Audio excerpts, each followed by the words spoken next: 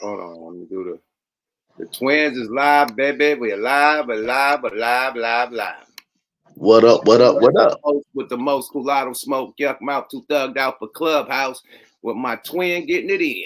Hey man, I'm the head man out to get the bread, man. So your woman want to act like Oprah, she gotta treat me like that, man. Gooch the Great, and we are the Wonder Twin. Man. Same bat time, same bat channel, man. Yuck Mouth TV. Subscribe to your guy. Hit them likes on the way in, man. I see we got a lot of people in the chat, man. Salute to everybody in the chat tapping in from all around the world, little boys and girls. You hear me? We got and I want to take time to apologize. I'm on the road traveling, and I didn't bring a ring light. But you know, when Yuck says it's time for us to go live, I go live. It doesn't matter where I'm at. I'm coming.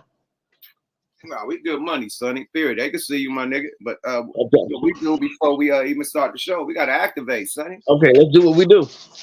Everybody that's in the chat, activate. Put your drinks up in the sky. You know what I mean? If not, put your weed up in the sky. Activate. Ooh. Shout out Earl Stevens selections. Got Equal Winter. E40. I need a bottle, man. Holla at me. It was nice, man. The Equal Winter. Yeah, man. So yeah, man. Shit, we got a lot of shit, man. Let me throw the first person on the screen, man. Poochie, man. Thanks for tapping in, man. I see you, boy. Let's What's up, Poochie? Everybody tapping in. James Cash, nigga, coming from East Compton. I see you, boy. What's up, James? Miss OG Mozzie in the building. One of our mods in the building. I see you, sis. Nigga, OKC in this motherfucker. I see you, Streets. You know what's going on? Dillinger. You know what I mean? Portland on the tap in. I see you, Dill. What's going on? Tap in. Stay focused. I see you, boy. Michael from the 71707. I see you, boy. What's going on, Mike? Mm-hmm. The real Big Tex is in the building. I see you, nigga. Yada. What it do? Hey, Seattle on this motherfucker. I see you good. Seattle, what's up? Hey, Bubba Smith. I see you, boy. Yeah, everybody. Bubba, what's happening? DC Slim in this motherfucker. Rotterdam in this bitch. East what up? Motherfucker Pimpy Dude, man. That's Drew Down son, man. Hey, man, we are in the motherfucking building. Yeah, what's up, little Drew? Yeah, young Drew and his motherfucker. Hey, man, go get your father, man, some goddamn peroxide, man, and some goddamn something, boy. That boy fell off his motorcycle and skint up everything, man. Get that nigga some bandages and peroxide, my nigga. And, what happened? When this happened? Nah, Drew fell off his bike and scraped up his skin. That's why I don't fuck with them bikes, my nigga. You fuck around, scrape up all your shit on the bike.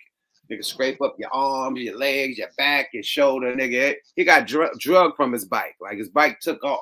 And then and his leg was caught on that motherfucker. He was getting drugged down the street on the bike, and the bike crashed, and it finally stopped. But this nigga, by that time, nigga, skin him peeled off his back, his shoulder, hella shit, man. Oh man, get better, Drew, man. You probably gonna have to have some skin grafts or whatever, man. But get better, bro.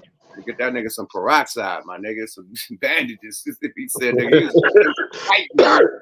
you know it, so you can see you know Drew really, really close, so you can joke around. I can't say it, but yeah, get better, Drew, man. Oh, Drew was joking around, nigga. Like he called us joking around. That nigga was joking. Okay. As long as he good money though, man. That's all that count. He good money, he's safe, yes, you know. Yes, sir.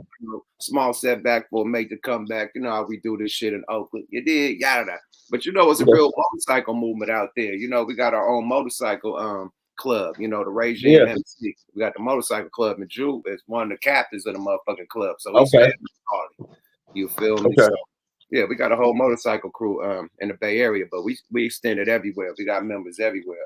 Shit in Oregon, Washington, Nevada. Yeah, we got members everywhere, man. So it's getting bigger and bigger, man. The Regime MC, but Drew part of that. You know what? I might have to join, man, because I think Slingshot does qualify as a motorcycle. That'll be the first Slingshot. I was gonna get a Slingshot to get up in that motherfucker, mate. But I'm gonna have to find one a little later. Right now, I'm thinking about something else. Once I get that, you know what I mean? I think I'm gonna get an old school before a Slingshot, man. I want my old school, man. I need a Mustang, 6'7", 6'5", 6'7". Rag, it gotta be rag. I don't even want the old school. It gotta be rag. Period. Right. The whole thing is to drop the top on the old school. Period. Or T-top. like a T-top Trans Am Thunder Firebird, Ooh. The Bandits or something like that with the The T-top. black with the gold bird. Ooh. I need a T-top or I need a drop top, or I can't fuck with it, period. Okay. Straight up. But Okay. yeah, man. Shit, let's get to the motherfucking content, man. Yeah, feel, man. The boy Charleston White, man, going bad on niggas, man. That's your homie, man. Tell your homeboy to chill the fuck out, man. But he Hey, man, what? Man, you can't knock a nigga hustle, man. Let Charleston White go and get that paper. You feel me? So what Charleston done now, man? Nah, he's standing on business, man. I guess it's a feud between Vlad and Aiden Ross, right? I guess Charleston White wouldn't do Vlad's interview. I mean, Aiden Ross wouldn't do Boosie interview because he was loyal to Charleston White. So Vlad wouldn't do Charleston White interview because he was loyal to Boosie, allegedly. You know, so this nigga Charleston White breaks the whole situation down, him and Aiden Ross, and I guess Academics. I think Academics is on the shit. So fair use, man. Let's get to this shit, man. One of the twins. Let's activate to some content, baby. Let's go, y'all. Here we go. Let's say, okay, ADAM22 heated. Boom, boom. Charleston White violates. Okay. Fair use, y'all. Shout out to my nigga Urban Politics, man. I like Urban Politics, man, because he go grab it. You know what I mean? I don't need to go to a nigga channel. I don't need to go to a nigga Rumble. Urban Politics, man, just go chop it up and bring it right to the table, man. So salute to Urban Politics. Subscribe to this guy. He's super dope on the motherfucking tube. A lot of subscribers and good content. Let's go. Fair use. I don't like Vlad. Yeah, he's like a 6-year-old. He's a liar. Yeah, he's a liar. See, he trying to say I went to jail for killing her. I was convicted. Vlad TV is lying. I've never been convicted of a felony. I was adjudicated as a child. There's a difference. I was adjudicated as a child. Vlad is trying to shame me for things that I've said while highlight and uplift Boosie, but ignoring the things that he's done. While Vlad and Boosie uplift, promote not just Boosie, but every other gangster that's been in the mob. So he get these killers, people who kill, who haven't paid no retribution, no restitution to their victims. Vlad has never put a victim on there to tell their side of the story. But he's trying to say he's wrong for talking to a guy who done something as a kid, homie. Yeah, he did. I was on Vlad TV, and I talked about getting shot. Talked about getting robbed. Those are two situations of being a victim, telling their story. So I think you're wrong on that one. Let's go. Fair use. Fair use. I got out as an adult, and I haven't done anything violent, haven't committed no crimes. What I do like about, which I think this is fair in all of this, I think Vlad has said that he had turned down or he didn't want to do any more interviews with you because Boosie asked him to. I think it's fair that Aiden rocks with you. If Aiden don't put Boosie out of loyalty, he's loyal to Boosie, Aiden loyal to you. It's fine. It shouldn't be no harm. So why bring that up? Why would Vlad bring that up and say, well, I said that something about Hitler, so why bring that up? And then bring up the fact that, hold on, then try to say, Boosie was found not guilty. So was OJ. And you still treat OJ like he guilty, Vlad. You trying to pay OJ $1 million some to get that interview because you think you can crack and solve the case like you saw a Tupac case. Solve Boosie case then. He was found not guilty. I was adjudicated in family court as a child. There's no record of me even being... And Brand Risk says, hey, we got 100,000 for you and Boosie to get it in the boxing ring. Would you do it? I'll beat Boosie. I'll knock it. Come on Boosie. Now. Vlad. So I'm saying, why would Vlad bring this up? And as soon as he bring it up, what do? He released the flashback video when Boosie asked him not to put me on there. So he trying to exploit and make money while he pit us together. This kid trying to bring us together. So let's squash him. Yeah. Let's squash. Uncle, will you be willing to do it? I said, yeah, for you, nephew. So Vlad claims like it was like an ambush situation. No, can I say one thing? If it was ambush, what would I have done? I would have just had Boosie on, and then I would have just had Charleston on, basically on where it was not expected. That's an ambush. He knew about it. Okay, he knew about it. Tom spoke to him about it. They knew about it. Okay, both sides knew about it. I wouldn't have done it like that. And this ain't the first time. The Danza Project spoke to Boosie and I. Boosie, so Boosie wanted $80,000 to sit down with me in the Danza Project. I told the Danza Project, homie, I'll take $20,000 to make this happen so y'all can eat, because y'all gonna make $1 million off of it. Just give me something on the back end to make up, to supplement what you giving him, because it should be a fit. Hey, I was just about to say that, my nigga. I was about to say fair use. All bullshit aside, a Charleston White and Boosie together on the same fucking podcast interview would break the internet just like Cat Williams. I'm sorry. Yes. Niggas would break the internet, period. So I get what Charleston White is saying, like, nigga, y'all gonna make millions. Put up the 100. Boosie want 80. Give me a dub. Boom. So let's continue. But let me ask you a question. Do you think that would break the internet, them two together, talking shit? It would definitely break the internet, but another thing that would be very important, the person who's moderating and narrating it. You need somebody in the middle that's asking good questions. It's gonna be on Danza. You know, Danza done did numbers with Charleston White. They had Brittany Render on there with Charleston White when she twerked on the nigga and all that. That was on Danza. Yeah. So Danza, they putting up bread to do, you know, big numbers and shit. So I think they know exactly what to say. You know what I mean? Yeah, that would be big, man, because, you know, they're both very strong-minded people that speak their mind. Yeah, that would break the internet, because there would be some shit said that nobody's ready to hear. Crazy niggas talking they shit. Sign me up, nigga. I'm grabbing my popcorn, my nigga. That's let's do it. So that'll break the internet. So he absolutely right. Let's hear what went wrong with that, though. Let's go. Fair use. Fair use, y'all. 50-50 split. What you give? So they was gonna put up 100,000. Boosie wanted more. Ask me comment. So now Vlad full of. That's why I don't like him, my nigga. And I turned Vlad down because he don't want to pay me. I think what Vlad tried to do was in his explanation. Vlad is trying to get black people's history in his vault.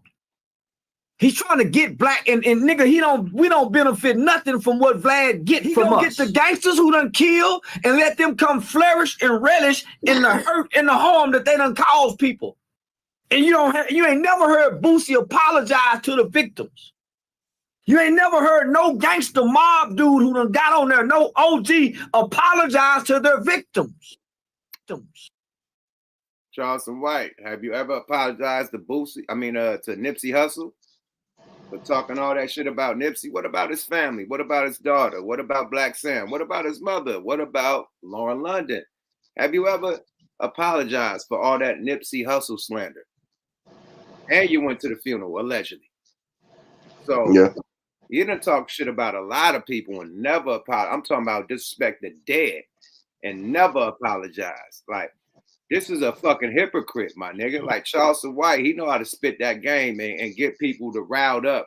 But you do the same shit, my nigga. It's like the pot calling the kettle black. You know? Niggas all motherfuckers stirring up the water to catch fish.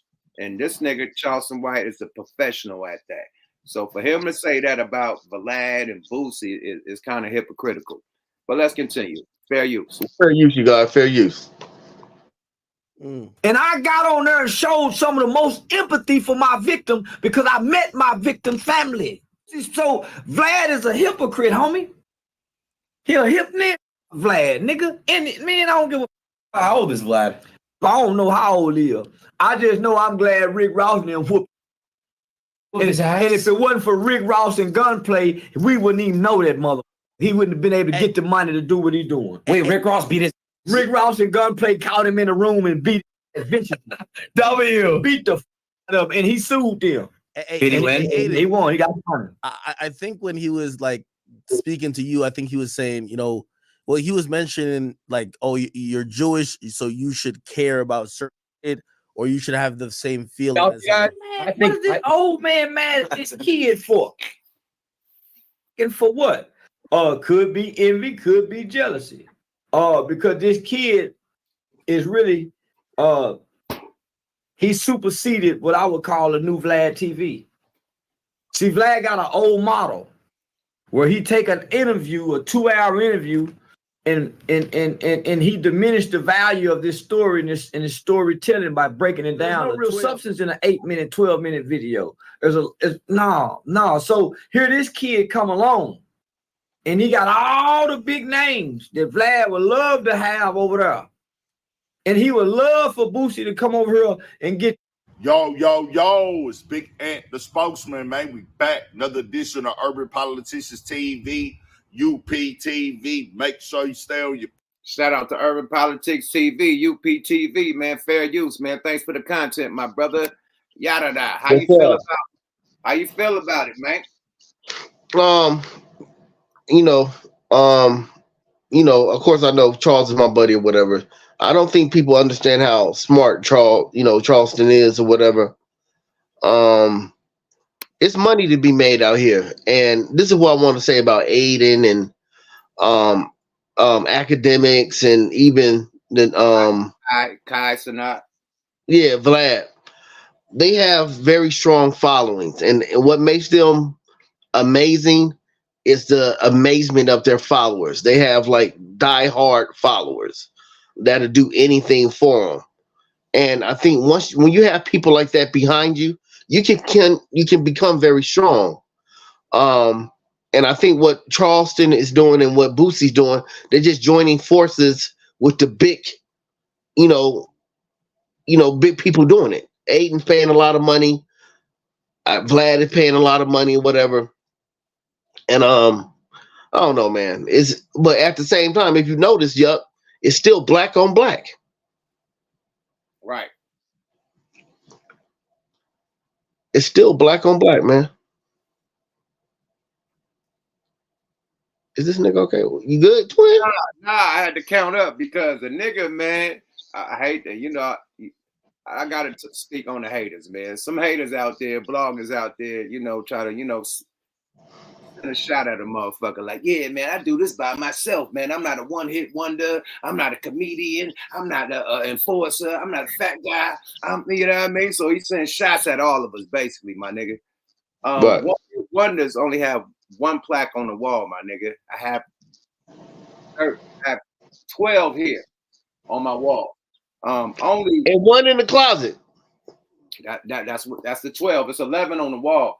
I just found out we went triple platinum streaming with 5 on it, so we got the triple platinum plaque coming on the stream. Yeah. Talk that shit. But that's just off the one hit, that one hit wonder shit that he said, right?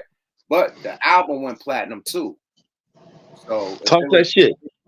So 5 on it alone is at 6 times platinum. And the album is platinum, so that's 7 times platinum. But just talk that shit. Oh, stack over and 5 on 7 times platinum. Talk that shit. I got a platinum album for doing the song with me and got a platinum album for getting on a Quincy Jones album, the Juke Joint. That's talk that shit. We was on Thin Line Between Love and Hate, the soundtrack. That's a gold album. We was on E40 Hall of Game album. That's a gold album. I was on Scarface, my homies double album, double gold. Double album, platinum on that thing. Talk that shit. And my solo album I got on the wall.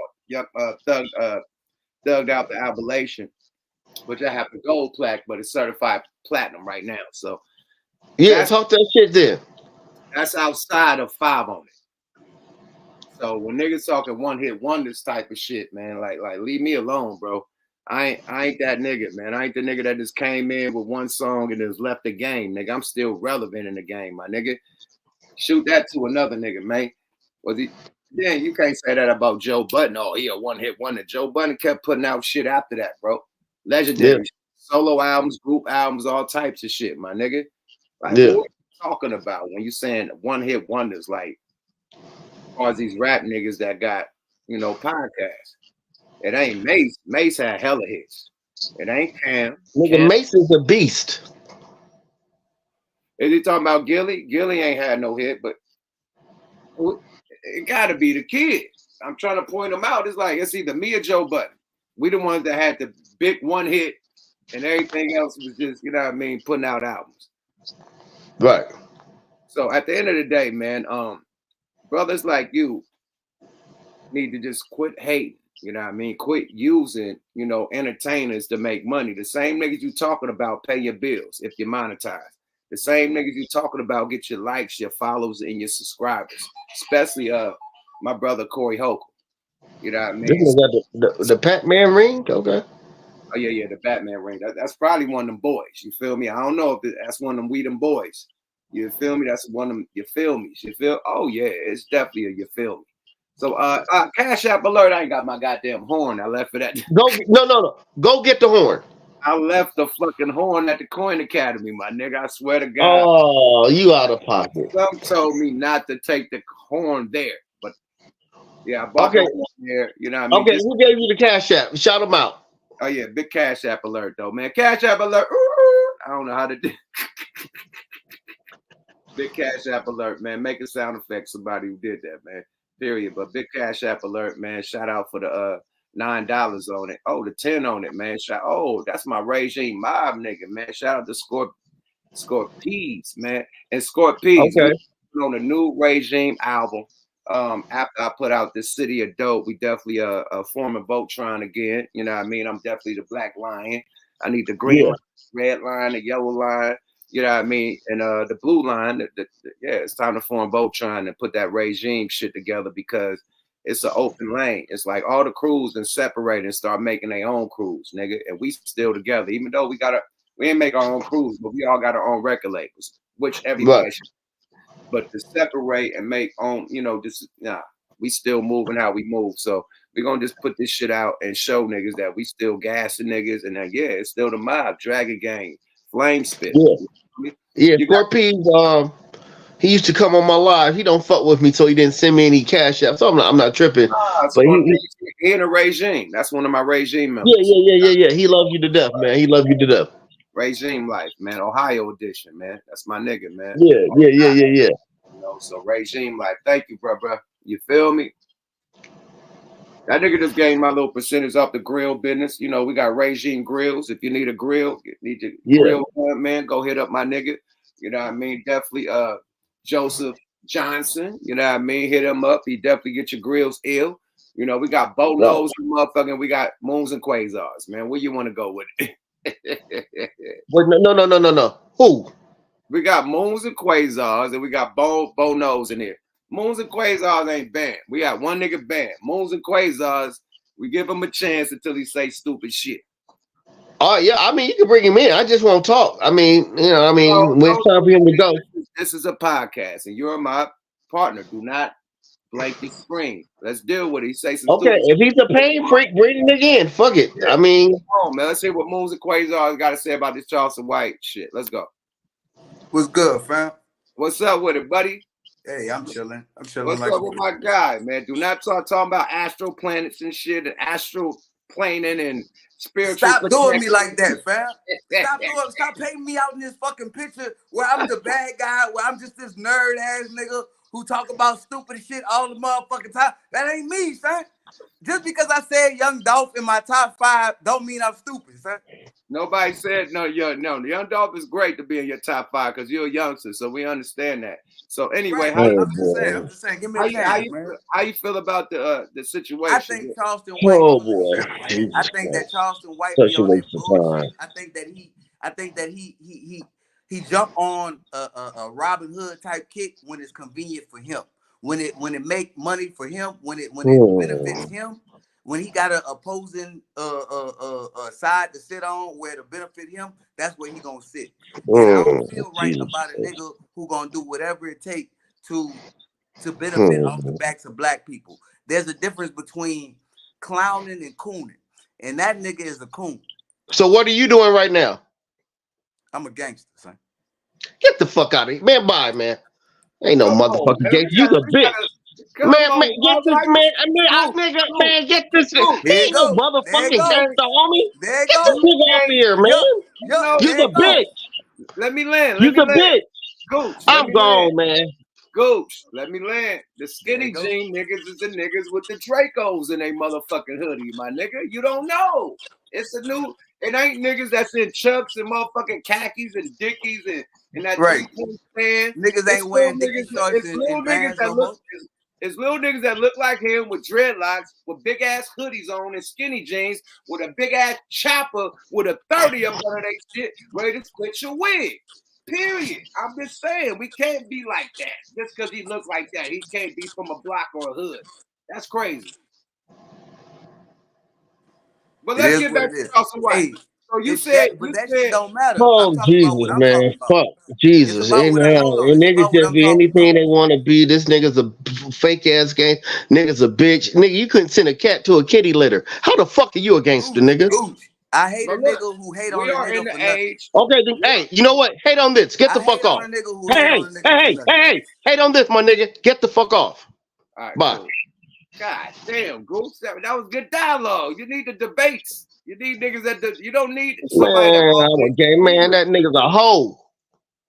If that nigga jumped off the Empire State Building with nothing gangster breaking his body, all whole shit.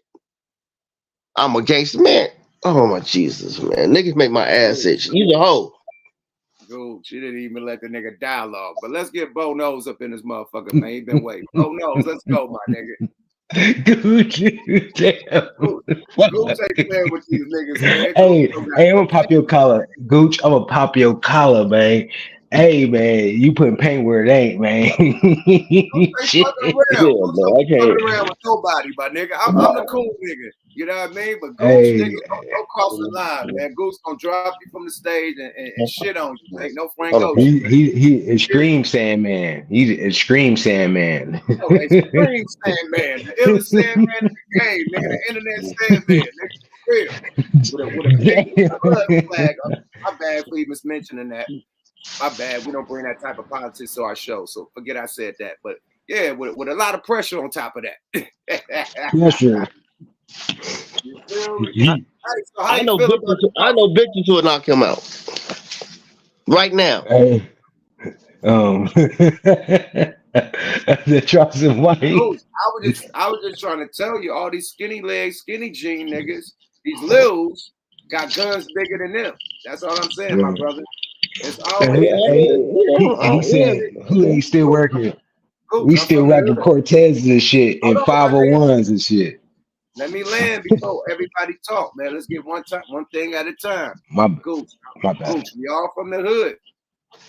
How the new murderers look from your hood?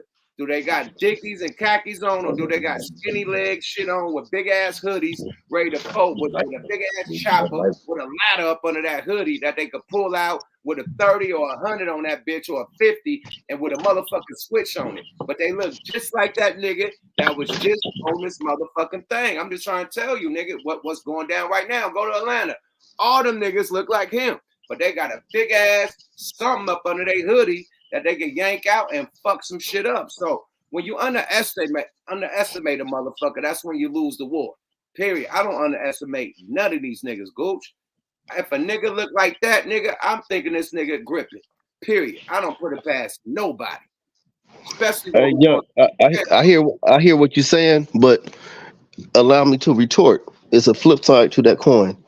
It's a gang of niggas that look just like him that's laying in the morgue right now, too. Yeah, because they try to disrespect the wrong nigga, and a nigga had a bigger clip and a bigger switch than him. Right. Or his op that he was talking shit about on his rap song came through and spent the block, and now he's an RIP on a t-shirt. Well, let me be that op that he talking bad about. I don't look. Matter of fact, you know what? Let's have fun. Bring the nigga back then. Fuck it. Let me ask the nigga where you from. Bring him back. I'm from New Orleans, Louisiana, son. Uptown, Parkway. Okay, where you from, homie? I said New Orleans, Louisiana, son. Uptown, Parkway. What the fuck that mean? You asked me where I'm from. The same hood that Baby and them from. He from Uptown. He ain't. No, he not, man. All right, pull my motherfucking card, son. He was a bitch. Why would I have to lie about anything? Let me ask you this. Why do you come on here? No, hold on, y'all. Let me do this. You know I don't like you, right? I know you don't. Why do you come? Because it don't matter if you like me or not. It's my show, nigga. I don't give a fuck if a nigga No. You can't tell me to hold on, nigga. Listen, it's my shit. If I'm up here talk, it's my shit. I don't know. You can't talk shit. No, you's a bitch. You's a bitch. Your mama's a bitch. The nigga who shot Common, your mama's a bitch. You come from the bitch family. I don't talk like that. I don't give a fuck how you talk. I talk like that. You's a bitch. You don't know me. You's a bitch, and I'll call you a bitch in your face. All right. As a matter of fact, what's your mama's number? I'll call her and say she gave birth to a bitch. Goose, you don't want to see No, me. I don't want to talk to you. I know you don't want to see me. I don't want to talk to you. You're a bitch. But guess what? I know. I don't want to hear it. I be up and down 05. I be up and down 105. Holla at me. My people stay in Inglewood. Holla at me. Normandy and Weston. Holla at me. But anyway, like I was saying, because I hate when a bitch. Hey, you don't run shit. I didn't say you could talk, nigga. This my shit. Hey. I don't like that shit. I don't like that shit. Stand on business. Stand on business, number one. I don't give a fuck. I'm about to mute both of you niggas. I'm about to mute both of you niggas. I'm about to mute both of you niggas and tell you, welcome to the G-Check edition of the Wonder Twins. When Goose the Great turn into bully mode and go into full bully mode. That's when he goes hard in the motherfucking paint, put paint with ain't. Now you motherfuckers who can't stand the heat, get the fuck out the kitchen. Let's cook, baby. Goose the Great, let's go, Turbo.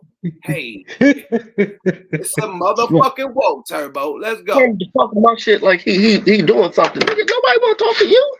Hold on. Why you? Hold on. Let me ask a question though. Why? We were just talking about Charleston White, and then Gucci just got mad. Like, why you got so angry over the top? Oh, because he said he was a gangster. No, because he motherfucking okay, let me say this. Hold on. The Red Ninja Turtle always had hold on. Issues. Hey man, you're gonna have to shut the fuck up, bitch. Do you hear me, bitch? I don't know who you're talking to. I'm talking to you, bitch.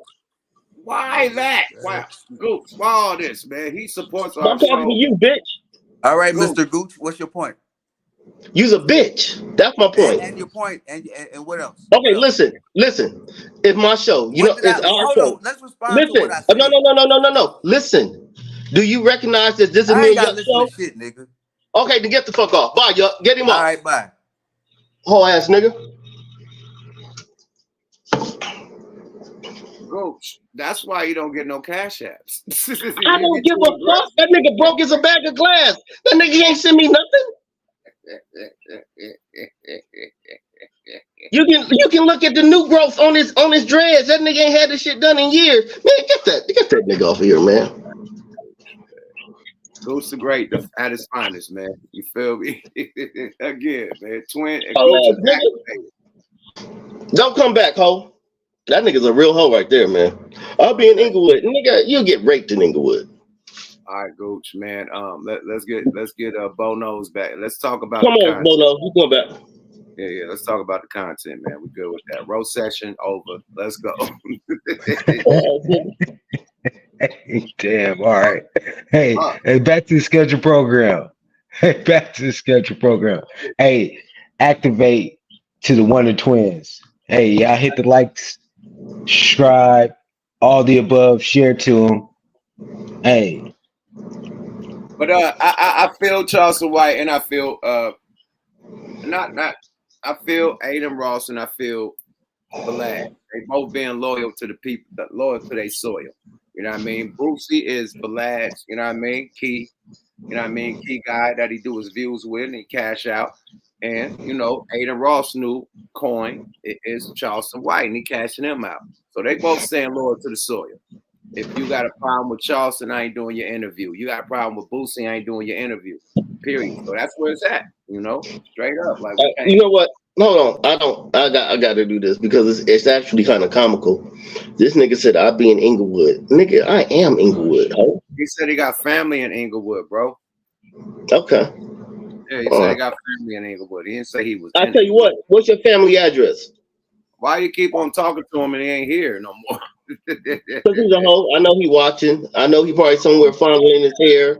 You gotta go keep him in here, bro. If you want to keep on talking, why you keep taking niggas off stage or you want to talk to him again? That don't make sense. Because I know he's watching. So let me say this. Since you have family in Inglewood and we're from Inglewood family, drop an address. And let's see how much you really love those people. Let's leave the fucking politics. I know show lead the flag at the show, my nigga. Now you Oh yeah, you know what? Me and Yuck come in love. We're the Brother Twins, and we love everybody. Yeah, you done turned this shit to the bully in a bow tie, man, with you and Cam. Oh wow, damn. Wow. Bully in a bow tie, man. Wonder Twins, we activate, but you fully activated right now. Let's reactivate. Activated. Look, Deep at the end of the day, man, it's good dialogue, good content. You know what I mean? They weren't feeling each other. Fuck it. Let's keep it pushing. I'm gonna go into the next content, man, because we can stay on this shit forever. Speaking of Corey Holcomb, man, let's throw Corey up in there. Nah, speaking of where I want to go with this shit, man. Nah, fuck that. We're going straight to the shit. Let's go to what Nicki Minaj saying about Meek Mill, man. Let's go. This is the Trina T. Follow her. You know what I mean? So she got the whole breakdown. This shit is getting spooky in these motherfucking rap streets, my nigga. It's getting spooky. Nicki Minaj got some shit to say about the shit, man. Shit getting wild, man. Meek, my nigga. Go and fuck with Russell Simmons, man. Where that nigga at? Mulan? Or where the fuck Russell at? Go meditate and stretch out with Russell Simmons and get off the gram, my nigga, because you're making yourself look bad, my nigga. Sorry about that. Cool. Let's go. Fair use. Deserve it, daddy. You putting in that work. Proud of you. I love you. What is your thoughts on the Meek Mill situation? Because I like Meek Mill. He's one of my favorite rappers. You want me to tell you honest, God, true what I think? Yes. I think fuck that dick off of that boy. I think fuck dick off. Rumors about Diddy and Meek ain't nothing new, but now it's getting real messy. So there's this massive 73-page lawsuit making the rounds, and let me tell you, it's packed with some juicy details and some eye-opening pics. And who's at the center of it all? None other than Diddy himself, but that's nothing new. What's got everyone talking is the Lil Rod dropped on Diddy's affair with Meek Mill. Like, who would have expected that? Meek Mill did his best to beat the allegations, but now there's new audio proof dropped, and there's no way he can deny it now. Now, this producer, Rodney Jones, he's the one making waves with this lawsuit. He's coming for Sean Combs, aka Puff Daddy, with some serious allegations. He's coming in hot, accusing Diddy of running some next level criminal enterprise, like straight up RICO stuff. Apparently he was knee deep in the mix on Sean's latest album, the Love album, Off the Grid. He was practically living at Sean's crib, producing tracks left and right, so you know he knows all the dirty details. And get this, he's claiming Diddy's been getting cozy with famous rappers and R&B singers we all know. Cue the Meek Mill name being dropped. When this lawsuit hit the scene, Meek didn't just sit back quietly. Nah, he was firing shots online, but he didn't exactly shut down those allegations either. Meanwhile, a clip of Nicki resurfaced, where she's dropping hints about Meek maybe not being totally straight up. And yo, she's also been dropping hints about Meek getting physical with her, which has fans drawing comparisons to Cassie's situation. So, rewind to February 26th when the lawsuit was dropped. Lil Rod is accusing Diddy of some next level crimes, like recruiting youngins, dealing substances out of his mind. Shout to this lady, man. She breaking that shit down to the very last compound. And this is all allegedly. You know what I mean? Let's put the allegedly out there. And this is fair use. But in the middle of her doing her wiggle, yo, she did her research, man. God damn. Shall we continue, man? Let's continue, my nigga. You got where Bo knows at? Where Bo knows? I took him down, my nigga, because he playing the shit in the background and it's feeding back. Okay. I bring him on to talk, but we can't have back feedback. It's fucking up the show. Period. So you mute up too. No, your shit ain't doing back feedback, but he was doing back feedback because he got the show playing in the background or somewhere, and the shit is playing back. You know what I mean? On his phone, I don't know what, but it's playing back and you hear it. So it's fucking up the program. So I bring him in after when we got to talk. And it's and then we got MJ in this motherfucker too. MJG in this bitch, you know, alumni. You know, we fuck with brother a long way. And we're gonna throw the invite out one more time too to the loyal supporters of Wonder Twins. You feel me? Tap in, my nigga. Be going late night, man. You know. Let's go. Fair use. This lady busting this shit down. She crazy. Let's go, lady. Miami mansion and using his connections to law enforcement to cover his tracks. And he ain't just calling out Diddy, but also pointing fingers at some big names in the music biz, saying they're all in on it. This dude's got hours of footage and audio recordings to back up his claims. But the lawsuit ain't just coming for Diddy alone. It's like a whole squad getting called out. We're talking Universal Music Group, their side gig M-Town Records, Diddy's Love Records, and even big shots like Lucian Grange and Ethiopia Habtemariam. Plus, Diddy's own chief of staff, Christina Coram, and even his son Justin are getting dragged into this mess. He's throwing shade left and right, claiming that Diddy was getting a little too handsy for comfort. Like, imagine living with Diddy and having him get all up in your personal space without permission. And we're talking way beyond just invading your personal bubble here. Rodney even had to work in Diddy's bathroom while the man himself was butt naked in the shower. According to Rodney's lawsuit, it's like something out of a horror movie. He's airing out all the dirty laundry from Diddy. This bitch monetized. Producers, if you struggle finding sounds and samples that work. Shut up, bitch. Oh, no. Won't you tell us about no motherfucking samples? Shut the fuck up. Let's go. Diddy's unwanted advances to trying to manipulate him into some shady stuff. Rodney's also spilling the tea on these secret rendezvous Diddy was allegedly setting up with escorts, and it wasn't just him involved. Rodney's spinning this wild tale about Diddy trying to rope him into some twisted relationship, even making him witness some shady stuff going down with Stevie J. But here's where it gets spicy. The lawsuit drops hints about some mystery defendants, and fans are playing detective, trying to piece it all together. Now, they aren't named directly, but Rodney Jones left enough breadcrumbs for people to connect the dots. And word on the street is, two of these mystery players could be none other than Meek Mill and Usher. See, in the lawsuit, they talk about this rapper and R&B singer, but they keep their names under wraps. But here's the kicker. The clues Jones left behind, they're like breadcrumbs on the trail. Check this out. On page 8 of the lawsuit, there's a snippet that's got everyone's jaws dropping. It mentions a rapper, redacted for now, chilling on Mr. Combs's. Hey, man, let's go to the chat, man. A nigga in the chat said, butt naked in the shower, nigga, I'm done.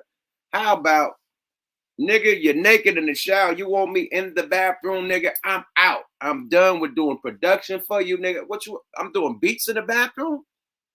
What was that scenario? This nigga said he was seen a nigga naked in the bathroom taking a shower. What was you doing in the bathroom? Making music? Did you bring your iPad in the motherfucking bathroom and make a beat while this nigga... Allegedly, man. It's all alleged, man. We don't know if this lawsuit is wild or not, man. This is alleged, man. Wild ass stories, man. Let's continue, man. We gotta, do little pauses and clicks and shit because, it's fair use. We can't just use our whole shit, you dig? But the clues they dropping, let's continue. Let's go. Yacht, mixing it up with some questionable company. Summary item I reads, rapper 3, redacted, on Mr. Combs' yacht consorting with underage girls, sex workers, and. Meanwhile, the footnote 3 states the rapper is a Philadelphia rapper who dated Nicki Minaj. And the footnote, it hints that this mystery rapper is none other than a Philly native who used to date Nicki Minaj. And the R&B singer, they performed at the Super Bowl and had a lit residency in Vegas. Sound familiar? So of course, the internet sleuths wasted no time putting 2 and 2 together, pointing fingers at Meek Mill and Usher. Let's start with Usher. Dude spilled the tea about living with Diddy back in the day at this spot called Puffy Flavor Camp. I moved to New York City and I lived with Sean Puffy Combs for a year. That's the crazy thing. Now that was L.A. Reid's idea, right? We're sending you over to something called Puffy Flavor Camp. There you go. To learn Flavor some Camp. Yeah, Flavor that's Camp. what it was called. And you're going to go to Puff Daddy's. He's going in the 90s. Do you understand what that's like? Puffy's place was like just filled with chicks and orgies. Like nonstop, right? No, not really. I Come mean, on. but hey, it was curious. I got a chance to see some things. Yeah, but you were 13. What were you seeing? I went there to see the lifestyle, right? And I saw it, and it was, but I don't know if I could indulge and understand what I was even looking at. Usher opened up about it, saying it was all part of the grind, but lately he's been real careful with his words, especially when he talked about it on Club Shay. Looking at this lawsuit, right, Lil Rod, he alleges that, Diddy told him personally that he had sex with Usher. And when you look at the lawsuit, even though they got Usher name redacted, you could tell who it is because they describe him as the... Hold on. She didn't do too much research. She just said an interview on Club Shay Shay. This is the art of dialogue. Hold up, Big Swole Up. Let me let my dog out right quick. But goddamn, man.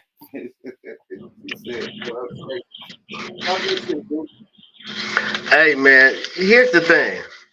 Once Diddy paid Cassie, and he's not showing any fight back, it allows a lot of nobodies to have a voice. And I understand Diddy can't go as hard as he usually does, but this is why the internet is so scary. Because yes, he might have done a lot of things bad, and being that he can't fight back the way he usually can, now people can just talk. I want to take it back to the days of Frank Sinatra, the Rat Pack, where if you said something bad about the real ones, something probably happened to you. Ask Marilyn Monroe. No, nigga. Ask Sammy Davis. That's how his eye was cockeyed. They beat him up in the desert for fucking with one of the Rat Pack niggas' wives. And I ain't gonna say who, but he knocked down one of the niggas' wives, and the nigga eye ended up being cockeyed from the beatdown. Yeah. And he still was in the Rat Pack. He got checked. But you're still in the crew, nigga. But you damn near got dumped in the desert, nigga. Your eye was hanging out. We had to put your shit back in, allegedly. And then you know what, we come from that club. Shit out of Sammy Davis. That's how his eye got cockeyed. Right. And here's the thing. Me and Yuck come from that type of cloth. Of course, we didn't come from the 50s and 60s and everything. But the reason the internet is so soft, it allows nobodies to have a voice. That's why Moonstars and Quasars can come on here and act tough, because he knows he's a keyboard far away. He would never talk like that within arm reach.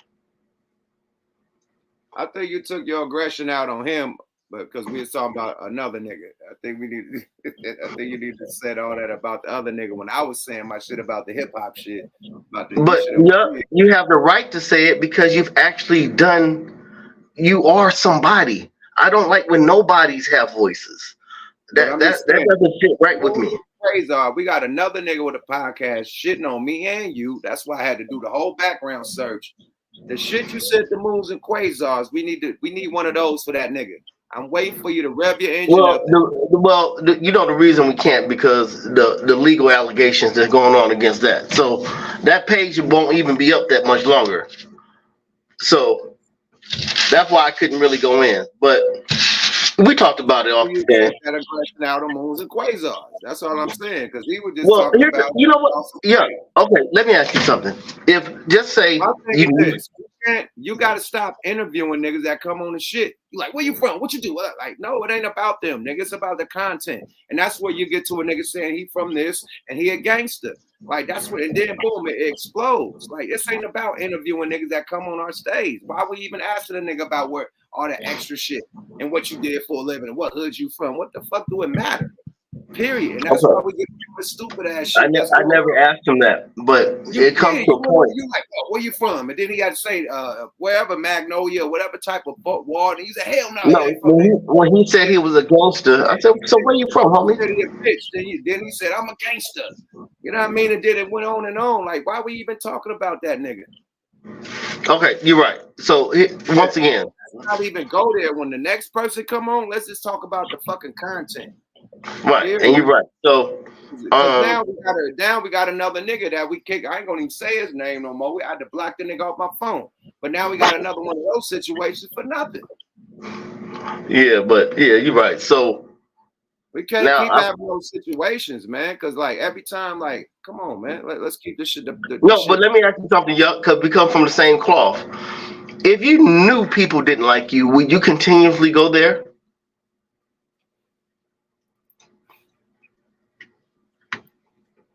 Yeah, to prove a point, nigga. Yeah, no, you wouldn't. To prove a motherfucking point? Hold on. So Jordan knew every nigga didn't like him when he was playing, including his teammates. You think he stopped practicing and stopped nigga going for the rings? No, I'm gonna go harder.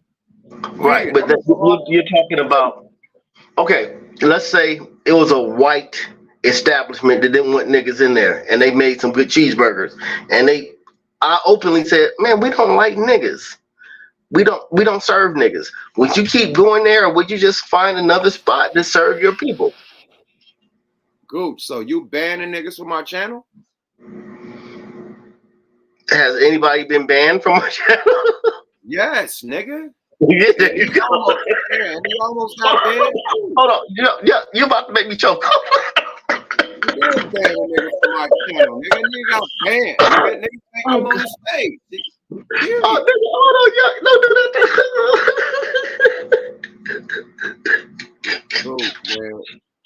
Let's get into the next thing, man. Let's go. Let's get it going, man. Shit. Oh, God. This thing just answered my own question. Right. So, I mean, we all know what that is, but how you feel about that, man? Well, I mentioned that earlier. That he said about Stevie J. The Usher part, that's a touchy situation, man.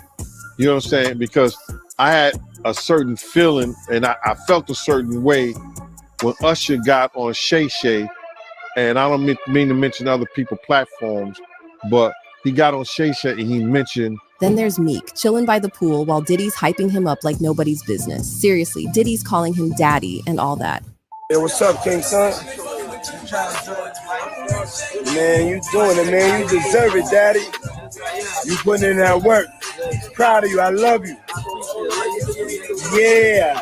It's surprising how people haven't noticed this before. That video of Diddy calling Meek in a pool daddy, and the other where Meek is performing and eye-glazing Diddy making so much sense now. Plus, there's this pic of them rocking matching outfits. You can bet that set the internet on fire. As soon as that picture was out, it was all over the internet, and the fans were living it. One of them wrote, "They are never..." Hold on, twin. They try to twin better than us. You see the nigga got the twin outfit. The nigga had the twin outfits on, my nigga. They was a Wonder Twin. No, they wasn't. No, hey, me and Yuck are the Wonder Twins, and we are twins. And not one time in our life, even on stage, have we worn the same outfit. They was the double twins. Doublemint twins. Hey man, if you in a group like New Edition, the OJs, or something like that, yeah, y'all dress alike. But on the individual, nah. Them niggas are hugged up with matching outfits, man. Hey, old girl doing her motherfucking research, man. She pulled up all the associate workers and shit, put their face up, and pulled up the picture of the niggas with the matching outfit. That's many.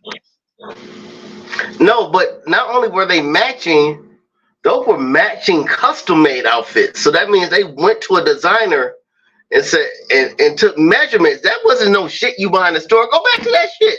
That wasn't no on the rack shit. Rewind. You can't get that custom right there. You can't get that was custom shit. That wasn't no regular shit. Hold on. They went to a tailor and said, "Hey man, this nigga 6'2", I'm 6 feet. Measure this nigga up." All right, I'm gonna play it. Rewind, man. I don't even like how he's in the pool like that. That's all mad. That's all wild. That's some wild shit, man. No Frank Ocean, man. Flag on the field, my nigga. Let's go. You putting in that work. Proud of you. I love you.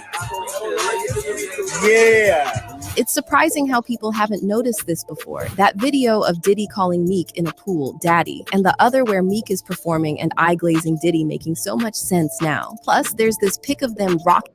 Booyah! Hold up, big yeah, that's some custom shit, man. I thought that was a meme. That's a real midget in between them niggas. I thought that was a meme. That's a real ass midget in between these. Why they got the midget in the sandwich, my nigga? What are we doing here? It looked like when Meek was on the boat. Yeah, that ain't like those are custom outfits. Yo, they got the same the same vest, the same shirt, and they sandwich in the same midget. Come on, my nigga. What are we doing here? In the world of hip hop, there's been some hell of a duos.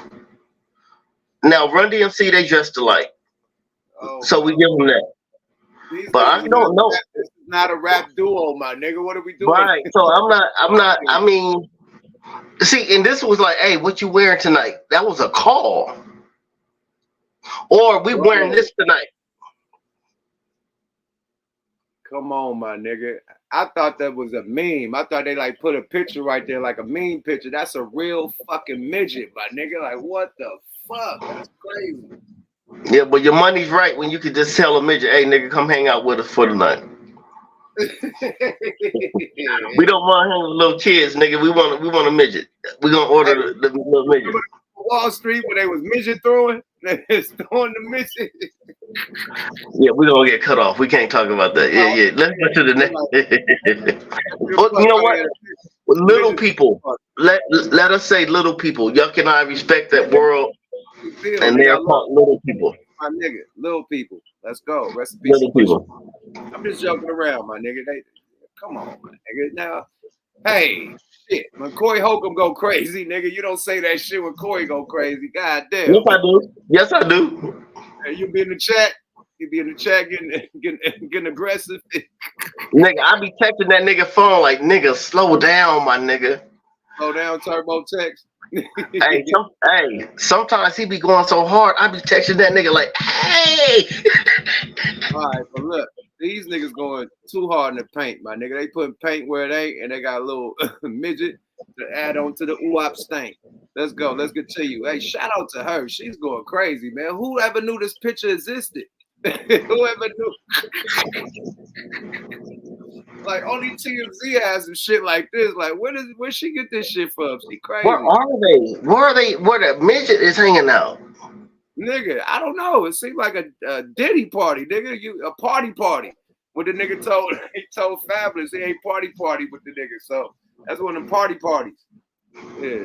Midget invite. Only. Let's go. Matching outfits. You can bet that set the internet on fire. As soon as that picture was out, it was all over the internet, and the fans were living it. One of them wrote, "They are never escaping the allegations now." And someone dug deeper, saying, "All I'm gonna say is I know feminine energy when I see it, and Meek's body language towards Diddy is giving off a submissive, this my man type vibe. And the overall energy he's projecting is feminine. The fact that they're wearing matching outfits, presenting themselves as one energy like a boyfriend and girlfriend would, doesn't help either. Now let's get one thing straight. Nobody is here judging anybody's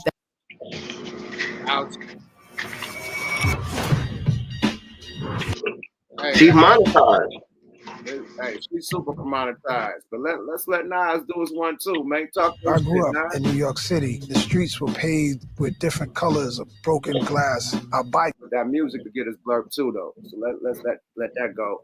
preferences. No, the real deal is what Rodney Jones's lawsuit dropped. He's out here accusing Diddy of running some shady operation, pulling young blood into the mix with him and his industry crew. And that's where things go from spicy to straight up scandalous. Now, there are some serious allegations flying around about Meek allegedly getting physical with Nicki during their relationship. Earlier this year, Meek's ex-friend Dean spilled some serious tea, claiming he witnessed Meek and Nicki going at it, and not in a good way. He straight up said he saw Meek spit on Nicki during one of their heated arguments. Webster shit, this get the arguing with this girl in his store because she told that I ain't paying your tag. Go get your money out the hotel. He said I just got $2,000 on me. Like I can't borrow $6,000 or whatever many $1,000, and then they arguing real bad. They get to calling each other all kinds of crazy names. This corny dude starts spitting on. I said, yo, you crazy. I told him right then and there, you lost your fucking mind. Nut. And if that's not enough, he even dropped a bombshell about Meek locking Nicki out of their place and leaving her stranded in the woods. Meek Mill, tap in. If you from Philadelphia, man, y'all already know what's up with me and Meek, man. Man, I had to put her out in the woods. We was always out Jersey somewhere in the woods. They put her out the house, it's dark and shit. I had to go out there and get her. She cried right here. Am I lying, Nicki? Niggas like that. She was there, and her baby father. He was there too. Am I lying, y'all? His mom was there. His mom, he lying. Yeah, we was all family. And get this, Meek's sister and mom were there too, backing up the story. And while Nicki never straight up accused Meek of anything, she definitely dropped some hints back in 2020, suggesting he ain't exactly Mr. Nice Guy when it comes. Hey, it's all allegedly, man. That's all gossip. Allegedly, Jesus Christ. Yeah, I don't really rock with niggas who try to down nigga for locking bitches out the house. Like, if he bossed up enough to lock the bitch out the house, okay, he locked it. See, here's the thing: it's niggas like him who get mad for a nigga locking a bitch out the house. But if a woman told her husband, you need to sleep on the couch. I found out you were cheating. He wouldn't say shit about that. So he's a hoe. He's a moon star, quasar type of nigga. So yeah, I don't even pay attention to niggas like that. Speaking of that, let's get some people in here to talk. A couple people in right quick. MJG been waiting a long time, man. Let's get MJG. MJG, man, family to the team, to the motherfucking one of the twins, little hookup, and the Smoke a Lot Nation. You know what I mean? OGs, what it do, Goose? What's up, fam? In the night, ain't it? What it do? My nigga, what's up? What it do? Meek Mill back at it again with his OG, huh? They caught him. They got him on tape now, whatever. All this is it something new? Is it, y'all know me, is it even real? You know what I'm saying? But it's out there, and now Meek Mill is on Front Street. He's supposed to be like us, a gangster ass nigga, right? Or whatever. Now he puffy like Puffy, huh? I'll let y'all go, man. I'm through with the rappers, man. I'm through with him. He's a dream chaser. He's the man for real. Like, come on, Meek. And then, like, they knew this before. Like, dude in the bathroom making beats, watching Puffy wash up. You was making beats way before all this came out. Now you coming out mad. Like, what'd he do? He didn't. That's what I was gonna say. Like, if you knew all this, why did you hang out at Puffy house? Yeah, like, what? Now he, like you said, Cassie. What did he do? Yeah, what did you do, nigga? He said he woke up in the bed. He said he woke up in the bed, nigga, drunk and didn't know where he was at. So we can imagine what he did. Right. You know? Is he scared his shit gonna come out? Let me beat him to the punch. Puffy did. Man, I seen him do this. You notice, like, you know, especially. Ah, you right. He probably trying to beat him to the punch. Yeah. Allegedly. Allegedly. But you know how everybody be knowing shit, like when niggas be snitching. I used to be like, well, how y'all know? Oh man, well, you know what I mean? Like, I know a bitch didn't know, and now you don't, nigga. Like, you probably, you know what I'm saying? Just like they said with 6ix9ine, the police heard wires when he was riding with the niggas that popped him. And they said like 6ix9ine is a snitch, but the snitches was the niggas that was with his guys. And people ain't listening. Like, you know what I'm saying? The police heard him on wires with the people. So if they heard 6ix9ine with wires, his guys were snitching on him already. You feel me? Yeah. So just like that, you in there with Puffy in the bathroom, nigga, like a year or so, however many beats you made ago, nigga, like you was all good. Suddy, buddies was Suddy. You feel me? And now, you know what I'm saying, dude in the mud, you ready to go. Like, let me, she snapped 2 snaps and he telling. You already know, man, like shit. Puffy pockets was big, remember? Dancing with them bottles. You better start selling some more of that vodka, baby. I'ma say this. I don't know about Puff, but this I ain't even on Puff level. But on the Lonely Juck Mouth level, I done had about 5 bitches at one time with just me. You know what I mean? XC going crazy, popping bottles, going crazy, you know, wow. So when you're an artist, you know what I mean, or an entertainer or athlete or somebody with a lot of money and leisure, you know, it comes with it. You know what I mean? Yeah, that's just part of the lifestyle, man. Like, but I don't know about the zesty shit. That ain't part of the. I don't know where that comes from. All the zest, moisture up in there. You know what I mean? No Frank Ocean, but all Frank Ocean with them niggas if that happened. You know what I mean? Allegedly, but yeah, the Frank Ocean is. But all I seen was P. Diddy have the baddest bitches. Period. He's known for having the baddest bitches ever. Always known for having the baddest bitches. You know, so that's all I know this man for is having the baddest bitches. Now, if it's true that he has some wild sex parties and niggas are switching bitches, well, we heard about alleged shit about Will Smith and Jada. Yeah, wild sex parties and allegedly. And hey, they handle their candle. They still able to go to the Oscars and the Grammys and, you know, rap, all that type of shit, and not get no cases attached to them. So, is it a lifestyle with entertainers? I think so. But the zest shit is probably far beyond what I know. I don't know about the secret rooms. I don't know about the Zest Fest. You know what I mean? Shit that go down.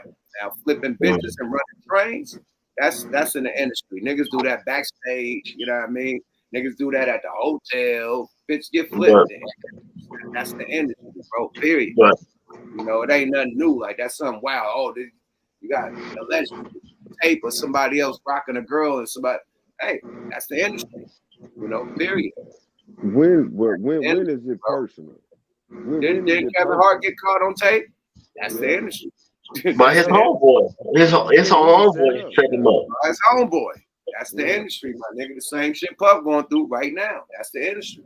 And that's what I'm like. You right, but and then like when do it get personal? Just like you said, Frank Sinatra shit. Remember back in the day, we didn't even know when the celebrity was doing anything. To damn near they was dead. And years later, like didn't no motherfucker know John Wayne was a racist until they found out he was dead. He was a racist. You know what I'm saying? Like, you know what I mean?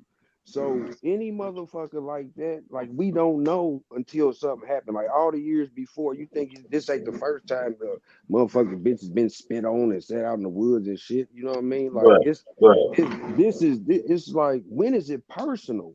Like when is something? Well, you know what? You feel me? Let me tell you this, man. It wasn't a war on manhood back then. Right. It's a war on manhood now. So if you're an alpha male and if you stand on business, if you're willing to hit a bitch, hit a nigga, whoever, they don't like you. They don't. You're too powerful for them. They want you to be they want you to be a bitch. They want you to be a hoe. So that's why China, Russia, the Middle East, Saudi Arabia, all these strong male places are bonding together because they're really sick of the bitch shit. Ghana, Russia, nigga, it's against the law to be a part of that family. You go to Russia right now and they find out you're a part of the rainbow family, that's 12 years. Like, hey, it's a lifestyle, man. But my thing is this. Can I say something? Can I add? It gotta be a little, of course. It gotta be a little truth to it if they're changing laws to make it legal for what they're doing. They're trying to make legal sex younger and younger as they putting all this shit in the schools for we didn't learn about sex until we got to like middle school and shit. They teach elementary school and preschoolers about sex and genders and shit. This gender, that gender, like it's wild. And why are they focused on the children? Allegedly, now you got these sex rings going down. You got all these people getting kidnapped. These kids getting kidnapped. You know. I'm not a mathematician. I'm not a mathematic. None of that shit. I failed algebra, but I was great at motherfucking adding and subtraction. You knew you had 5 on it. The math ain't fucking math. That's all I can say. Right. I'm with you, Yuck, and that's what I'm saying too. Like, you know what I mean? And it's just the need to know what a motherfucker doing too, man. Like. You know what I'm saying? Like, I'm pretty sure Nicki Minaj got a big enough following, but she don't want motherfuckers to know, like, she's a bad bitch. Bad bitches don't get left in the woods. You know what I'm saying? Like, and then for whoever to put that out. Those want to dump in the woods. No, I'm just saying, like, you know, for her to, like, her persona, as you know, she's a Barbie. You know what I mean? Barbies ain't in the woods.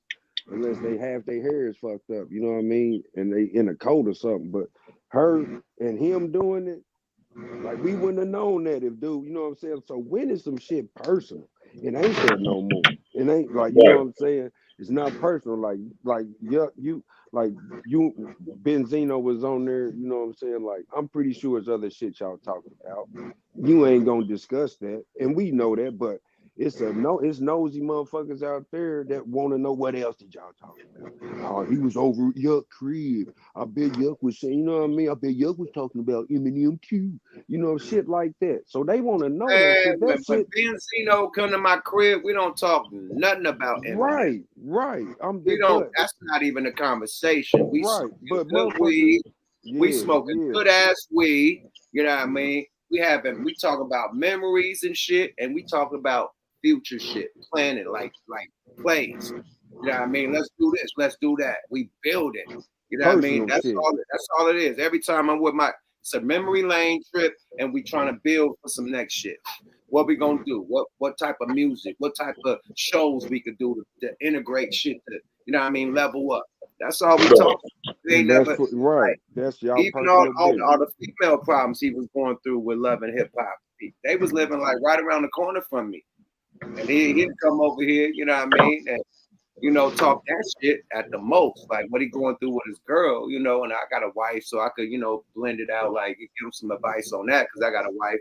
But other than that, man, shit, no, we don't talk about no fucking Eminem, and salute to him. He's the greatest. I still think he's one of the greatest. But we don't talk about Eminem. And motherfuckers be wanting to know all y'all business, man. Like that's y'all business. We never talk. I don't know what the Illuminati is, but Benzino, a real street nigga, he was signed to rap a lot. I was signed to rap a lot. We didn't get them back rooms, but what niggas talk about, we assigned to street niggas. I was signed to CNH before that. Another street nigga from Oakland. So all the back room talking shit, you gotta, you know, fuck with them the label, I guess, the direct label. You know, we fuck with street labels that had a deal, and even them having a deal with them, they didn't go to rooms and shit like that. Yep, that's real nigga shit. And see, and niggas will go deep in it, want to know more. You know what I mean? That's enough. You know what I'm saying? Like it's people that choose. It's certain people that choose to go. It's like I always say. It's like a fraternity. They make you do all types of shit to get in that fraternity. You know what I mean? The same with this music shit or this industry shit. To be part of the elite, you don't have to do a lot of shit, and some of it probably be sexual. You know. And that's how niggas level up. You wonder how niggas just level all the way the fuck up. Like how that happened. But you know what? I gotta say this, because in every organization or facet of life, there is an elite and there is a group. Why is it niggas are so quick to tell of themselves?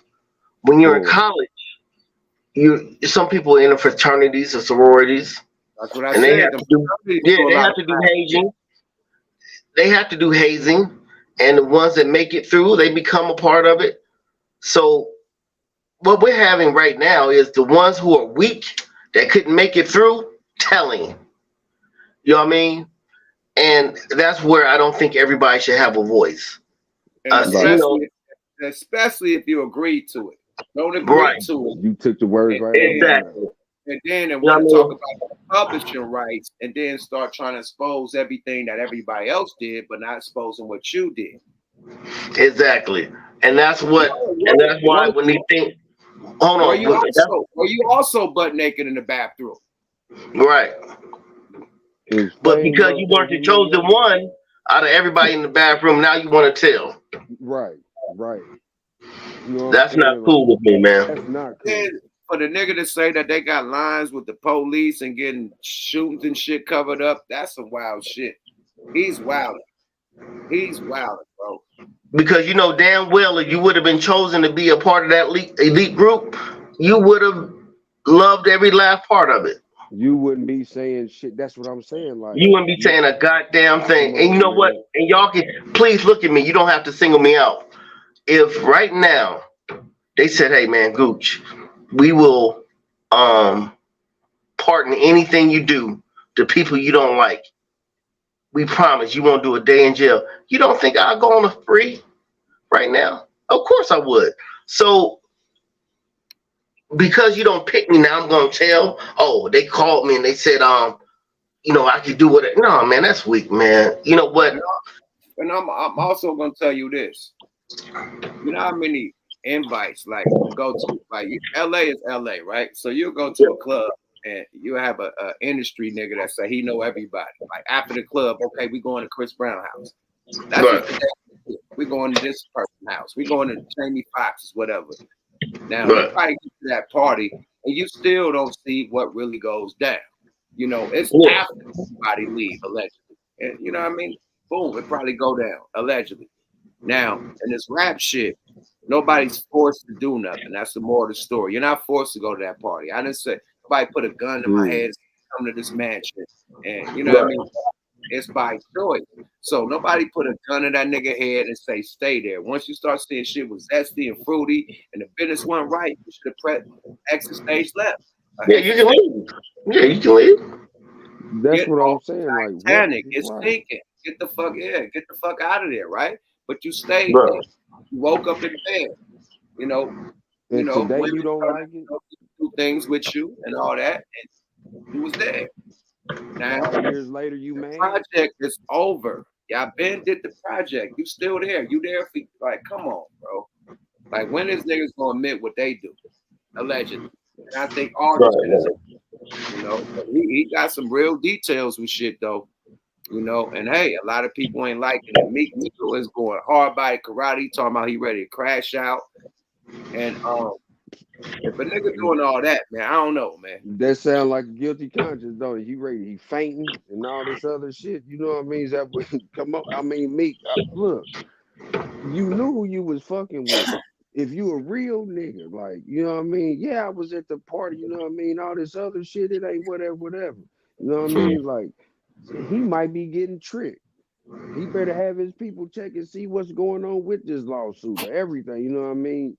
Before he wild out, because you know what I mean. Like I said, with law and everything, niggas, where's the gag order? Puffy ain't got a gag order. Well, you know what? Nothing. You know what? I'm gonna answer that for you. I was just about to say that.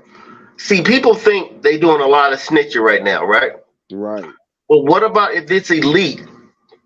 Lawyer up and say, you know what? Yeah, we did it. Now what? Now you can't. Now they're not scared anymore. We still the elite, and you can't get in the club. They can really fuck the industry up if they down to go that hard. Now, you lawyer up and say, you know what? Okay, we did ecstasy, coke, whatever back in the day. Yeah, some things happen in our club. Yeah, so what? What you gonna do about it? And then, like, who's gonna incriminate themselves? You know what I'm saying, Yup? I know exactly what you're saying. I know exactly. But another thing besides that is that I think that it's the elites exposing them. I think that somebody bit the hand that feed them, and they're being exposed by the elites. The elites run the media. Why is all this shit coming out on the prime media? I'll wait. When this shit came out about LeBron, you think any media is running anything about LeBron because he's protected? I can show you some shit that they ain't talking about LeBron right now. And ESPN ain't said nothing because he in the crew. But when you bite the hand that feeds you, Bill Cosby, Michael Jackson, Prince, it's casualties of war. You feel me? And it's been happening. This is alleged, but it's to me. I've been seeing this shit for years, 3 decades.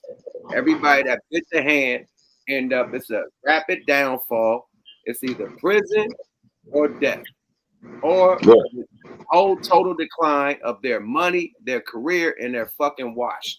Period. Those 4. So let's see what this man is saying about LeBron, and nobody else is saying on no public platform. Then this is all alleged. This ain't true. This is all alleged.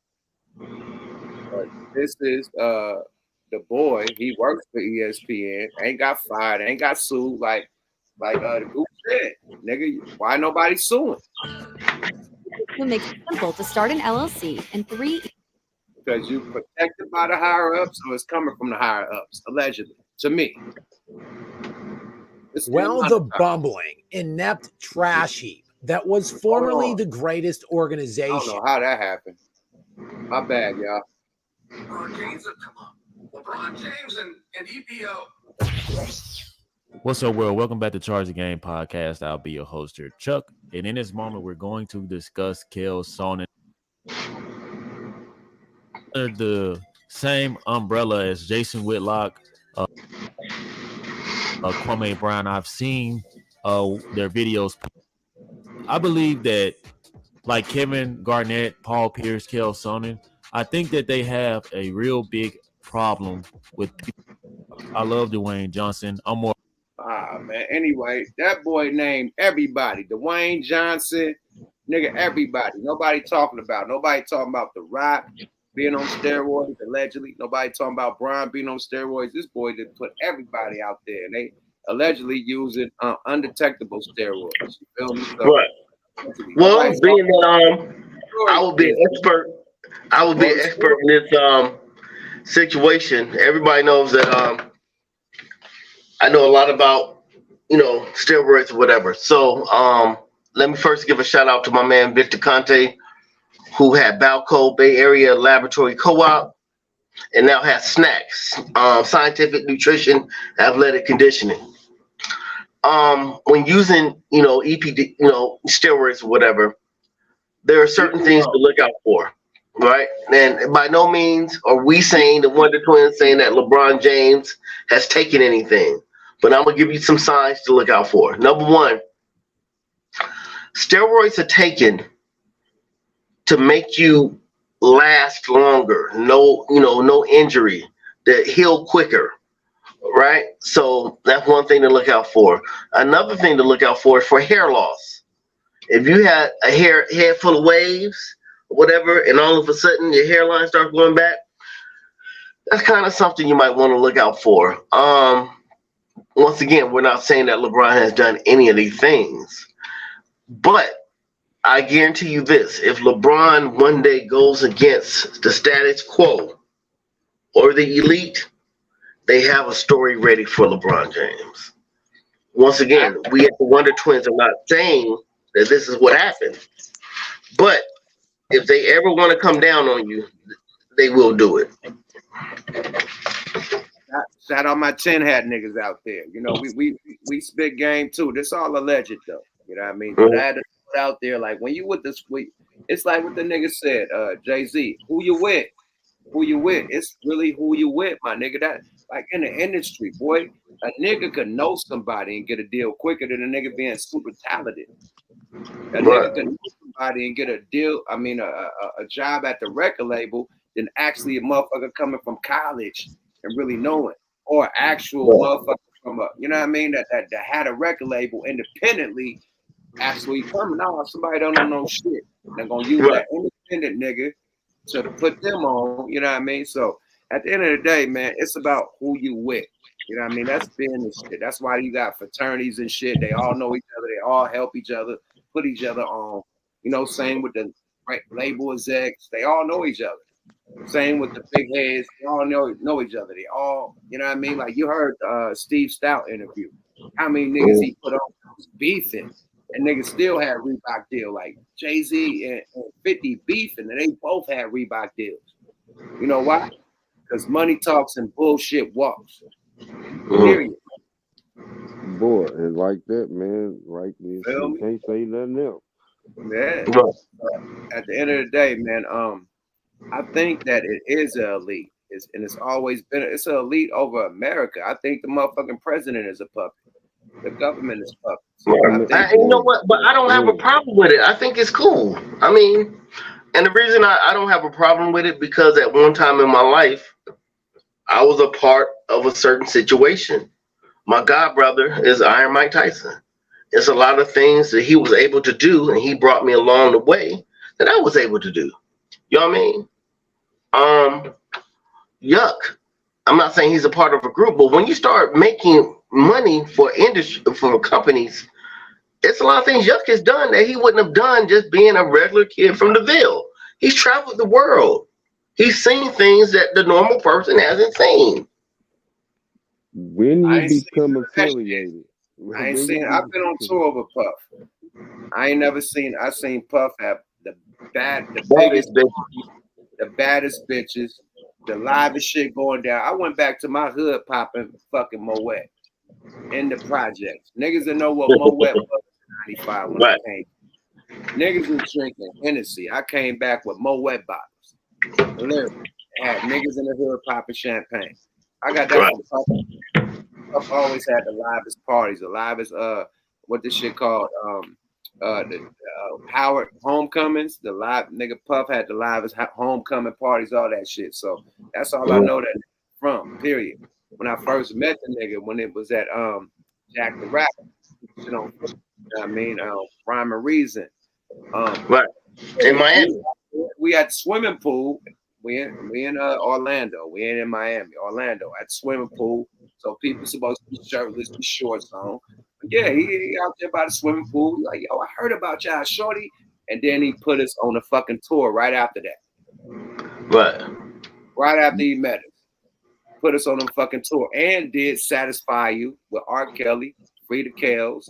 You know what I mean? The remix of I Got 5 on it. That was the first person to redo I Got 5 on it. Was Puff. We got a big bag from that because he got the West Coast remix came. You know what I mean? That's why I tell the story where J-Lo was in the studio when we recorded. Yeah. I seen this nigga with J-Lo on his lap. I ain't seen no fruititious, you know what I mean, zesty shit. Puff was an artist when I seen it. You know what I mean? I don't know about all this other allegation shit because I don't know what goes down behind the studio, behind the tour shit, or behind the party. You know what I mean? I don't know. I ain't never been to the party. I just been to the party.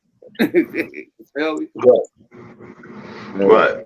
And you know what? And you know what? I've never told this story, but I'm gonna go on and say it, man. And I'm not saying this just to take up for Diddy, but we were in the Wynn Hotel, and I remember, nigga, this is the ecstasy era, so everybody was doing the best ecstasy in the world. And I got on the elevator with a bitch, nigga. She didn't even look like she came from a human body. This bitch was bad as death in the family. So Diddy was on the elevator. He said, "Hey, where you at?" I said, "You know, I got my work with me." He like, you know, thumbs up. He's like, "What room you in?" So I gave him the room. We get to the room, and about 20 minutes later, room service. I'm like, I didn't order any room service. That nigga Diddy sent a case of Ciroc, nigga, and said, "Enjoy your night."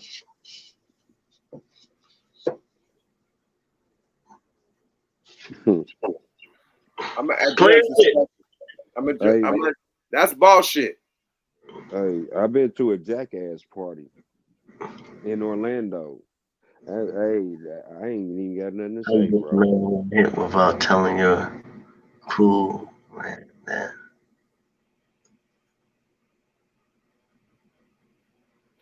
Hey, let me talk my shit to the person that did the question. They said, "Yuck, how you have a #1 hit without selling your soul?" We were signed a major record label called Virgin Records. At the time, they had the biggest people. Janet Jackson was on Virgin, so big, super, major fucking record label. So that's why we went platinum. I never met the nigga that through the Virgin, the owner of Virgin. Never met him. I met the underbosses, the people that ran it, not the actual owner. Yeah, Mr. Branson. Right. I never met Mr. Branson. Period. Even though I went platinum, you know, the president came down and we did pictures with the president and the president of our record label, which was Eric Brooks. He had the black division, which was New Tribe Records, which Rap a Lot. Everybody was signed up under that, including Benzino. No, Benzino was signed to Rap a Lot, but everybody, the black division of Virgin was New Tribe. The hip hop division was New Tribe. So we all came up under New Tribe. Nigga, Scarface, all that Scarface shit, I was going platinum. New Tribe, Virgin. You feel me? So, yeah. You know what I mean? That's how that should happen. But nobody asked Scarface, did he do a ritual? Big Mike, nobody. We signed the street niggas. And street niggas was Virgin. You know what I mean? Period. So we never witnessed no shit like that. No wild parties, no none of that shit. Even when I signed to Rap a Lot, I'm witnessing player shit. You know what I mean? Period. I'm just saying, like bullshit. It was never no rituals. Might come to some room. Never that. Do some prayers and some seances and do some blood or whatever you do. Nah, never in my life have I seen some shit like that. That one that Rap a Lot, that one with C-No Record, you know what I mean? And C-No Records had to deal with Virgin. You know what I mean? That's how we got the 5 on the shit with C-No. C-No was a street nigga. You know what I mean? His name was CNH. You know what I mean? Period. Street niggas know why his name was CNH. I'll leave it at that. Yeah. But we never had to do no rituals. Period. Maybe I think some people, I think a lot of people now is getting This selling your soul shit mixed up with success. If you become successful, people automatically starting to think you either done something to somebody or you let somebody do something to you. Like that Nah, is it's called a machine. The record label is the machine. That's why all the artists want to get something. Like you could be independent and sell your own shit and come up. right. That People want exactly. the record label because it's the machine. They're gonna put the money for radio. They're gonna put the money for marketing and promotion to get you all not only in the United States but all over the world. Your little independent city grind can't match with a label putting you all around the world. We went platinum in all types of motherfucking countries all around the world besides the United States. That came from being on a major record label. You feel me? So it's something that a major record label could do, and they got connections and plugs that an independent nigga can't do. You can't go to a radio station and get played, but the record label, boy, I got the relationship with them, could get your shit played on the radio. You feel me? So right. Connections they got that you don't got, and you got to go through it. It's like a ladder. You can't skip the levels. Right, but you remember back in the day, it was Selecto hits. You know what I mean? And independent rappers like Scarface and Cube, because we was going through them. Like people didn't know they was putting out 3-6 Mafia, Scarface independent shit, Cube independent shit real quick. That's when all this shit started. Like people didn't know you could go that route. So you know what I mean? I was saying like when people start making a bag or getting like in a limelight, like some people don't sell they soul like you know what I mean? You got plaques. You know what I mean? Like so I think people were starting to get like, well man, he had to do something. You know what I mean? Yeah, that motherfucker put in the work. Like people is forgetting that. Like they thinking you jumping straight to a Diddy situation or somebody put, you know what I mean? Like, yeah, it's cheat codes too. You know what I mean? It used to be pay for play. Remember that? Motherfucker pay a DJ to play their shit. Now people thinking, play, man. Yeah, right, the nigga he say he got to put $250,000 into each single that they put out. Cardi B, $250,000 into her single. What street nigga that's independent got $250,000 to put into the marketing and promotion of a A lot of that goes to the radio stations. Not just one. You got to divvy that shit out across all the hot markets. Your markets where you live at. Put money into those markets. And that's where the 250 come from, 250,000. That shit ain't cheap. Lying. Hell no. I remember we used to find niggas, program directors, Detroit, where I'm from. You know what I'm saying? All through the Midwest. 250,000 ain't to get the shit on YouTube. I'm just gonna say that. It ain't the post video on YouTube, World Star, whatever. It's not Evo, Vivo. It's not that. It's the other shit. The radio. It used to be 5 Gs. You find a program director, hey, you give 5,000, get you on rotation for so many through, you know, these hours of, you know what I mean, through whatever, rush hour time, whatever. That's why you hear this shit in steady rotation. Why you hear the same 10 songs every hour on the hour is because of payola. Payola. You gotta pay to play. Radio 1, good. Radio 1, that's why they got all the black stations on lock. Payola. Well, all radio stations. I'm gonna tell you this from an artist that went platinum and they had us do the summer jams. All the radio station shit, the shows they got, like you go on a promo tour, and the radio stations will have summer jams, they have club dates, all that shit. You don't get paid nothing. Just for them playing your shit on the radio, my nigga. I'm telling you how beastie this shit is, bro. Period. Everybody that did a summer jam, just you and your crew get flew out. They don't give you no money for it. They pay the niggas that's dancing on stage, all the routines, but don't pay the artist. That's how crucial this shit is. Yeah, for notoriety, man. It's a hell of a game, man. They playing your shit on the radio, so they expect you to come perform for the free 99. It's like the Super Bowl. It's for free 99. That's wondering like why Usher didn't get no money. It's the publicity. It's dancers. Everybody on the set got money but Usher. He didn't get an advance to do the fucking Super Bowl. People don't be knowing that either. You know what I mean? That is crazy. You know what I'm saying? So at the end of the day, like niggas gotta sacrifice. So when you sacrificing, like, you know what I mean, for the radio station, nigga, you gotta pay to play. Period. It's a whole different, like, you know what I mean? Like relationship that the labels got that you don't got as an independent nigga from the streets. Period. So that's when the labels kick in. You gotta spend and win, my nigga. You gotta pay to play. You can't go to Vegas and not spend no money. Yeah, you gotta pay to play. And then when they know you got it, boy, you gotta pay for real. Like, you know what I mean? And they gonna send you to the ones that's gonna get you there. Oh, when you get they would threaten you. Like if an artist got beef with your label, they'd say, hey, you can't get this one, this one, this one, this one, this one if you play that one. Now that's when the blackball shit come in. You feel me? And it's all over the radio. Like you can't blackball a nigga from the streets. You can't blackball a nigga from, selling on. It's the radio. I'm not playing that if you're dissing this. And that this one bringing so much money to the table with the multiple accounts they got with the big artists. We're loyal to them because they're paying more money. Sorry, Sonny, we will not be playing your shit today because you got problems. Yeah, it goes like that. Yeah, it's a cold game, man. It's a cold game. Hell, boy, you gotta know the right people, and you gotta have a lot of money to pay the right motherfuckers. They gonna send you to this. They know you pay. Like I said, he pay. We'll call this dude, man. He gonna get you together. You know what I'm saying? That's the only way. Like you gotta have deep pockets. Just like Yuck said earlier, like $250 to be. You know what I mean? It's just think what it is now. You know what motherfuckers will blow your IG up. You know what I'm saying? Whatever else. You know what I mean? The marketing is just crazy. They said the boy Pete from quality control. Yeah. He said $250,000 per single.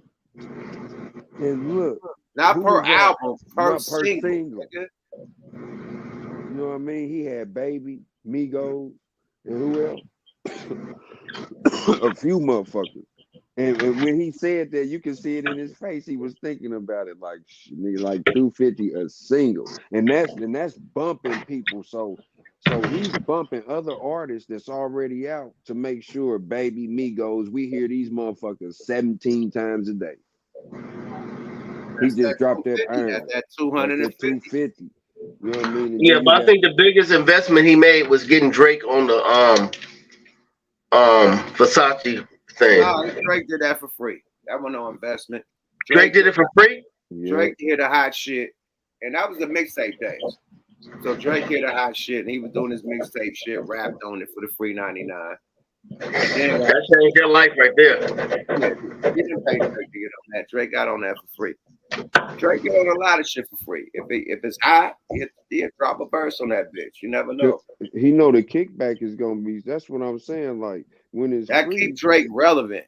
Like that keep him in different type of Yeah. motherfucking fan bases and shit. You know that made his whole wave in Atlanta. He good. He He gonna do was in something Houston. free. He had a wave in Houston. That made his wave in Atlanta, my nigga. Fact. Come on, man. Look, hey, Yuck, it might. I ain't saying it ain't, but it's easier for you to fuck with him. You know what I mean? Like you can get to him quicker than any other motherfucker because of rap a lot. We know that. You know what I mean? If you wanted to, you know what I'm saying? Just shit like that. You know what I mean? Let's get back to the subject matter. Let's get some more people in here. Bono's been chilling. He been chilling for hell long, man. Get your shit together, Bo. Oh, no repeat on your shit, man. What's up with you, mate? Oh man, nothing much. No, I'm on another phone, just comments. That's what I was doing. Okay, now you sound clear without no background, no static, Bo. Talk your shit. You've been waiting all night. Oh, man. what to do, man? Hey, my bad on the background noise. No Talk your disrespect. shit, bro. Hey, back to the first thing about that Charleston White thing. That shit was like they both getting on they both I guess on them being loyal to where they cool with and shit. So that's how I feel about that. And the Diddy shit, this shit been always in the open. It's in the front stage. It ain't in the backstage no more. They been exposing that shit since the beginning. Wasn't Charleston White and Aiden Ross beefing? Yeah, for a second. Didn't he say that dude tried to fuck him in the I guess ass? that money changes all things, brother. Money changes all things. Money talk. Ain't that what we was just talking about? That's what we was just talking about. You know what I mean? It's all good till you get hit in the face, ain't it? Boy, you know what I mean? I think I think Meek Mill need to chill. Like, it be all type of allegations coming out about Jay-Z and Beyonce. Have we ever seen a tweet, a text, a fucking photo, an IG post, anything? Like, the most vulgar shit be coming out about them. They in the middle of divorce. They getting divorced. This nigga under investigation for this, that, and the third, allegedly. What's the worst? What, that salon shit? Remember that in the elevator? That was on camera, my nigga. That was the That worst. That was it. He ain't even say nothing about that. And he never said shit about that, but he rapped about it. He said a little couple bars in 444 and kept it moving and left it at that, bro. B didn't say shit. Kept it moving. He ain't said shit. Kept it moving. So I don't know, man. Like, guilty. Like, if you if you throw a motherfucker a hit dog gonna holler. That's all I'm gonna say. If you throw something out there, a hit dog gonna holler, my nigga. That's what I was told back in the day, man. You throw something up and a dog holler, that nigga got hit. Hey, yeah. You remember what I said? You gonna laugh again. Everybody kneeling ain't praying. Oh wow, that's dope. All right, look, I have 15%. So we going into, not to cut y'all off, but we have to talk about Drea and her child, unborn child coming.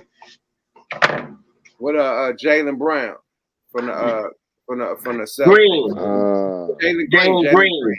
Jalen Green, my bad. Jalen Green. And I play 2K all day. He ain't on my squad. I swear to God, I ain't got one Jalen Green card. I swear to God, I think he's Busada. But anyway, I want a Kobe card. I don't want no Jalen Green card. But anyway, 2K talk. I assume everybody in the 2K nation ain't tripping on no Jalen Green card. Anyway, I'm talking about my team. Anyway, let's go. Go ahead, bro. Talk your shit. Oh man, I bag my brother. I ain't gonna interrupt. The young lady is pregnant. She's approaching 40. He's 21 years old, 22. She got pregnant by him. She has a son, his same age. And I did a little research. Right now, Jalen. Hold on, nigga. Her son is the same age as this nigga? Yeah. Call me stepdaddy. Oh, hell no. I ain't gonna be stepdaddy if the nigga your same age. This will be now. That's hold my on, nigga. Brother. That's this my nigga man. talk shit to you at the dinner table. You can't say, son, get to that. That's my Wait, as a matter of fact, you can hear your mom getting waxed by that nigga.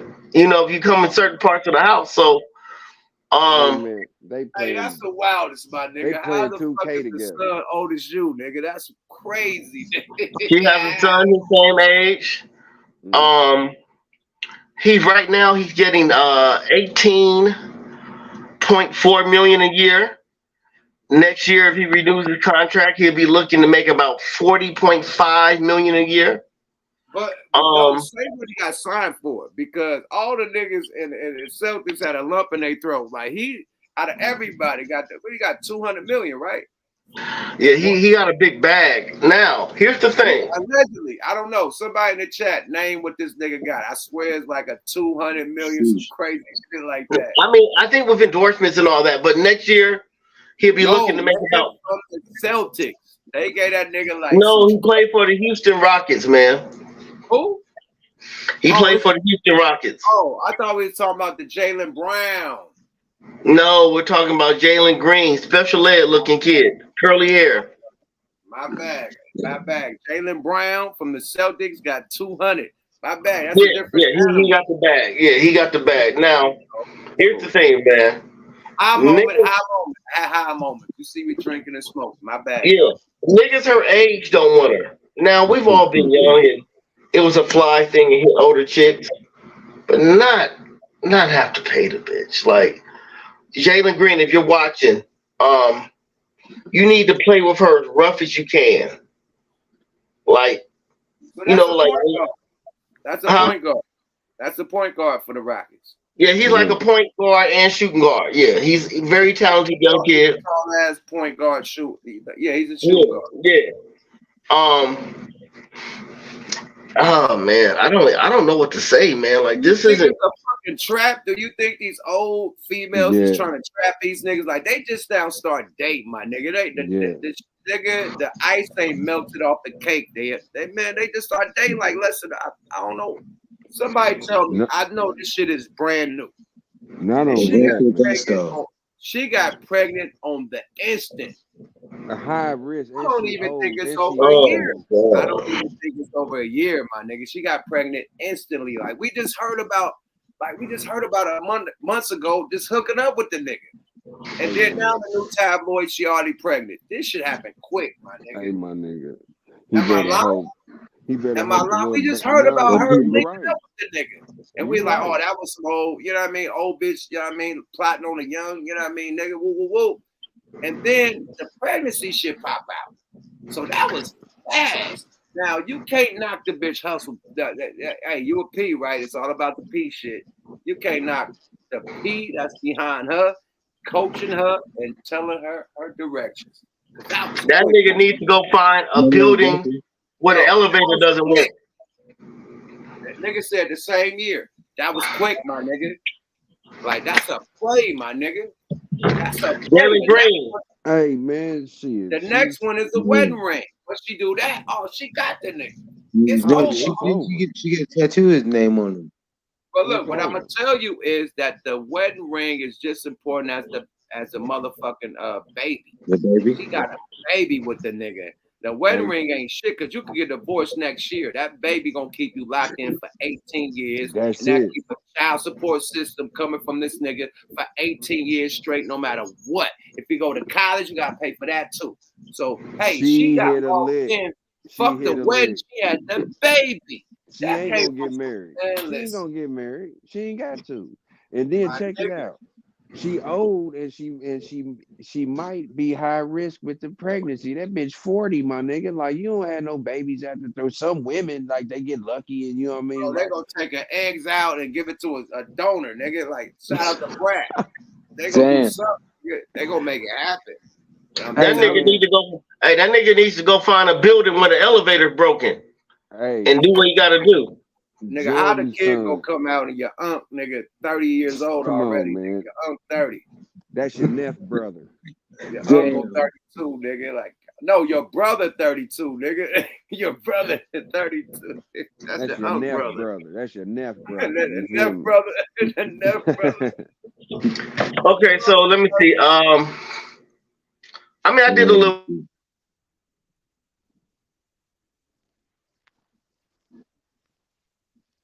What happened?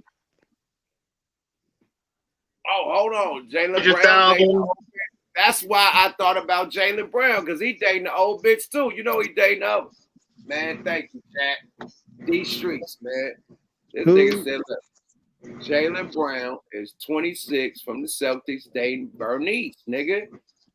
Virgos? Yeah, she 44. His daughter. He should have got the daughter. She's 26. Man, nigga, Javante Davis got the daughter, I think. Javante Davis got that's his baby mama. Oh my goodness. So check the play. Check the you see. Nobody talking about that. Bernice locked in with a nigga too. That's why I was talking about Jaylen Brown, because I knew it was something with Jaylen Brown. Some told that is the Bernice situation. I'm bad, y'all. Hey man, these bitches is locking up on the young niggas.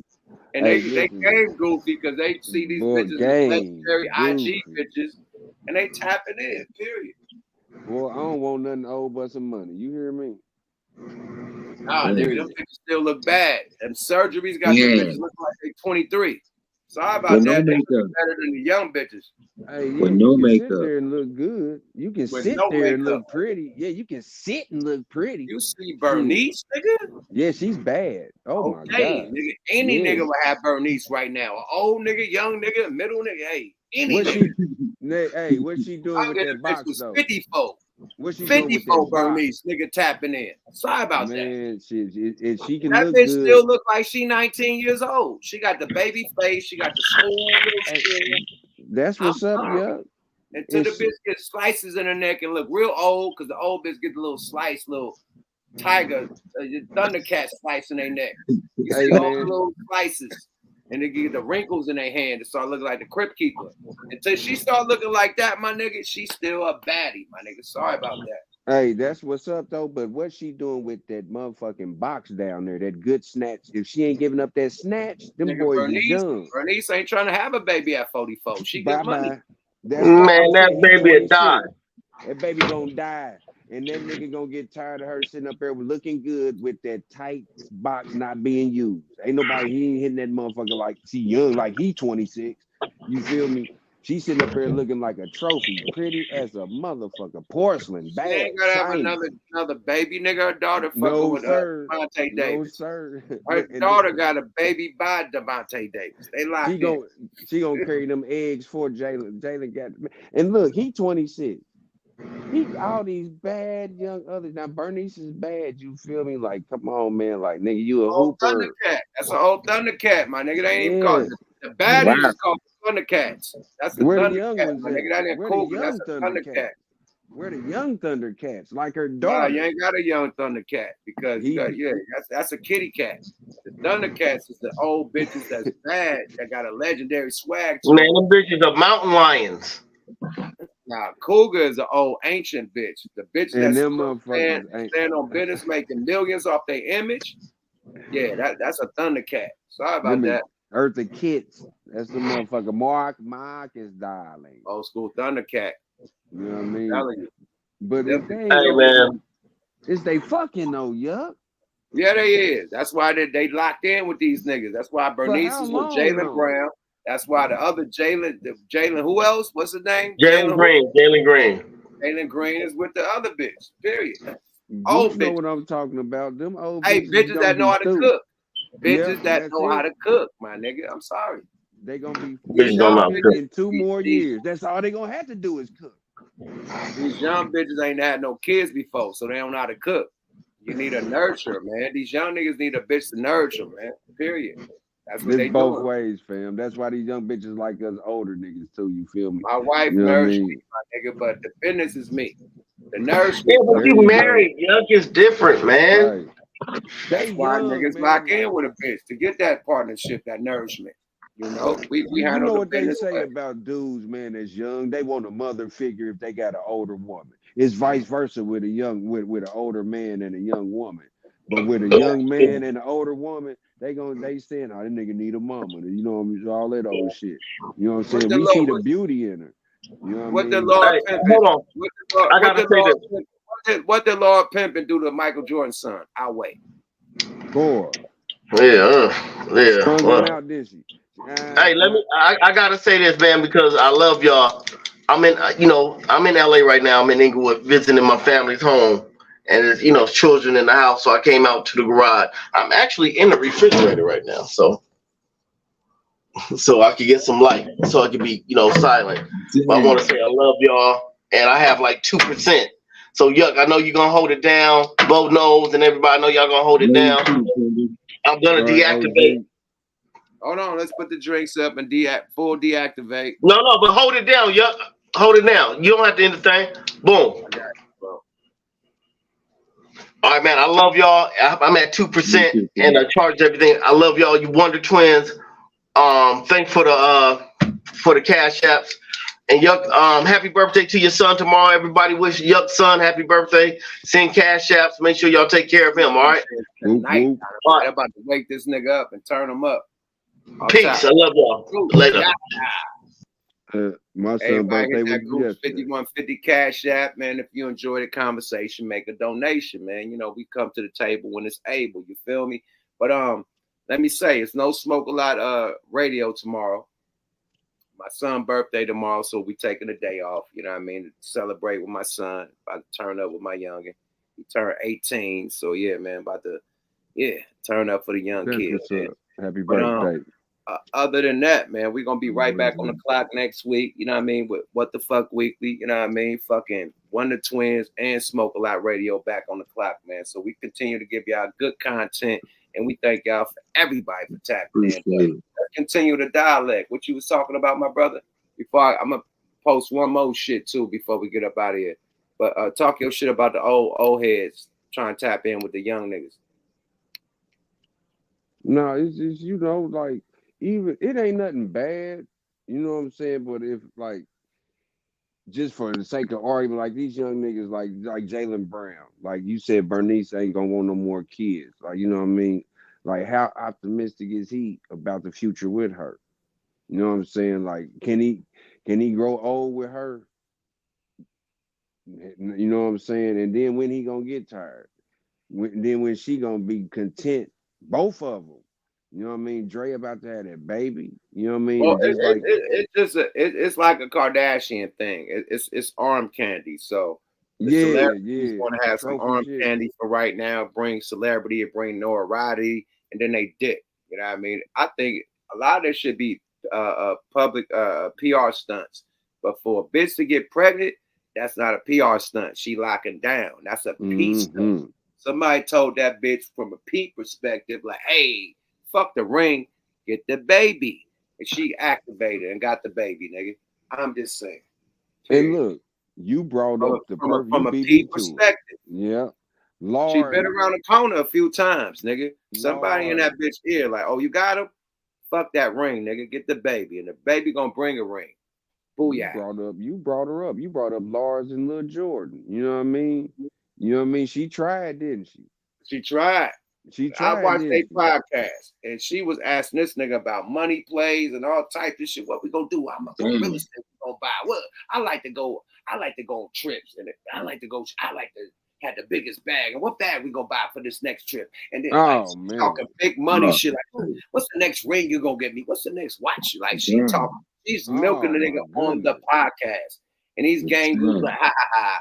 We're gonna do this and we're gonna do that, and just agreeing with the bitch. I'm like, yo, where Daddy at? Where Jordan at? Jordan was a savage. Like, nigga, if you keep letting this shit pops, flag on the field, my nigga. You see the podcast. She game goofy in this nigga running the play. You feel me? Running it up on this nigga. I'm talking about scoring points, nigga. Everything she's saying, he did. And then some. She was trying to be Pippen Jordan for real, wasn't she? So I don't like this car. I want another car. Like that type of shit. Like, oh my Lord. I don't like this ring. I want another I want another watch. Like, whoa, on the podcast. What are we doing? Wait a minute. Ain't that alimony coming in from Scotty? Them is big alimony checks, right? I'm just want to be clear. Like, I just want, you know what I mean? I'm just like, I'm pretty sure them checks is stupid from Scotty. You know what I mean? All we could do is say allegedly. I assume because they been divorced. So I assume, is that alimony for the life of her life, or is it for a certain amount of years? I don't understand that. I know, right? I don't even know how they go. But I think it's probably a certain amount of years. I don't think a nigga got to pay alimony for life. That's main. Right. Or is it assets or whatever? Depending on wherever they got married at, whatever. But still, she getting something from it. But for him to sit there and be like, you know what I mean? You gotta stop and be like, hold on, bitch. Wait a minute. Hold up. Like, damn, you got my nephew. Yeah. The bitches play the females play the illest game of chess, my nigga. Hey, man, hey. And the major checkmate is that baby, my nigga. Let me After tell that, you, they man. got you. You can either marry the bitch or you can either child support the bitch. You're gonna pay either way. You marry the bitch, you have to pay child support. You don't marry it, you're paying child support. She got you locked in, my nigga. I'm telling you, it's all chess pieces on the chessboard, nigga. That's what I'm telling my niggas. Stay strapped up. Stay strapped up. How Hey, bad that bitch look, boy. And boy. black niggas, we fertile, nigga. We was meant to put out, nigga, 10, 12 children at a time. Always 14, 20 children. So we very fertile, nigga. We'll get a bitch pregnant off the pre-cub. So do not trust them up. Hey, right. There you go, fam. That's what I was saying. Frank Ocean. I'm just telling you.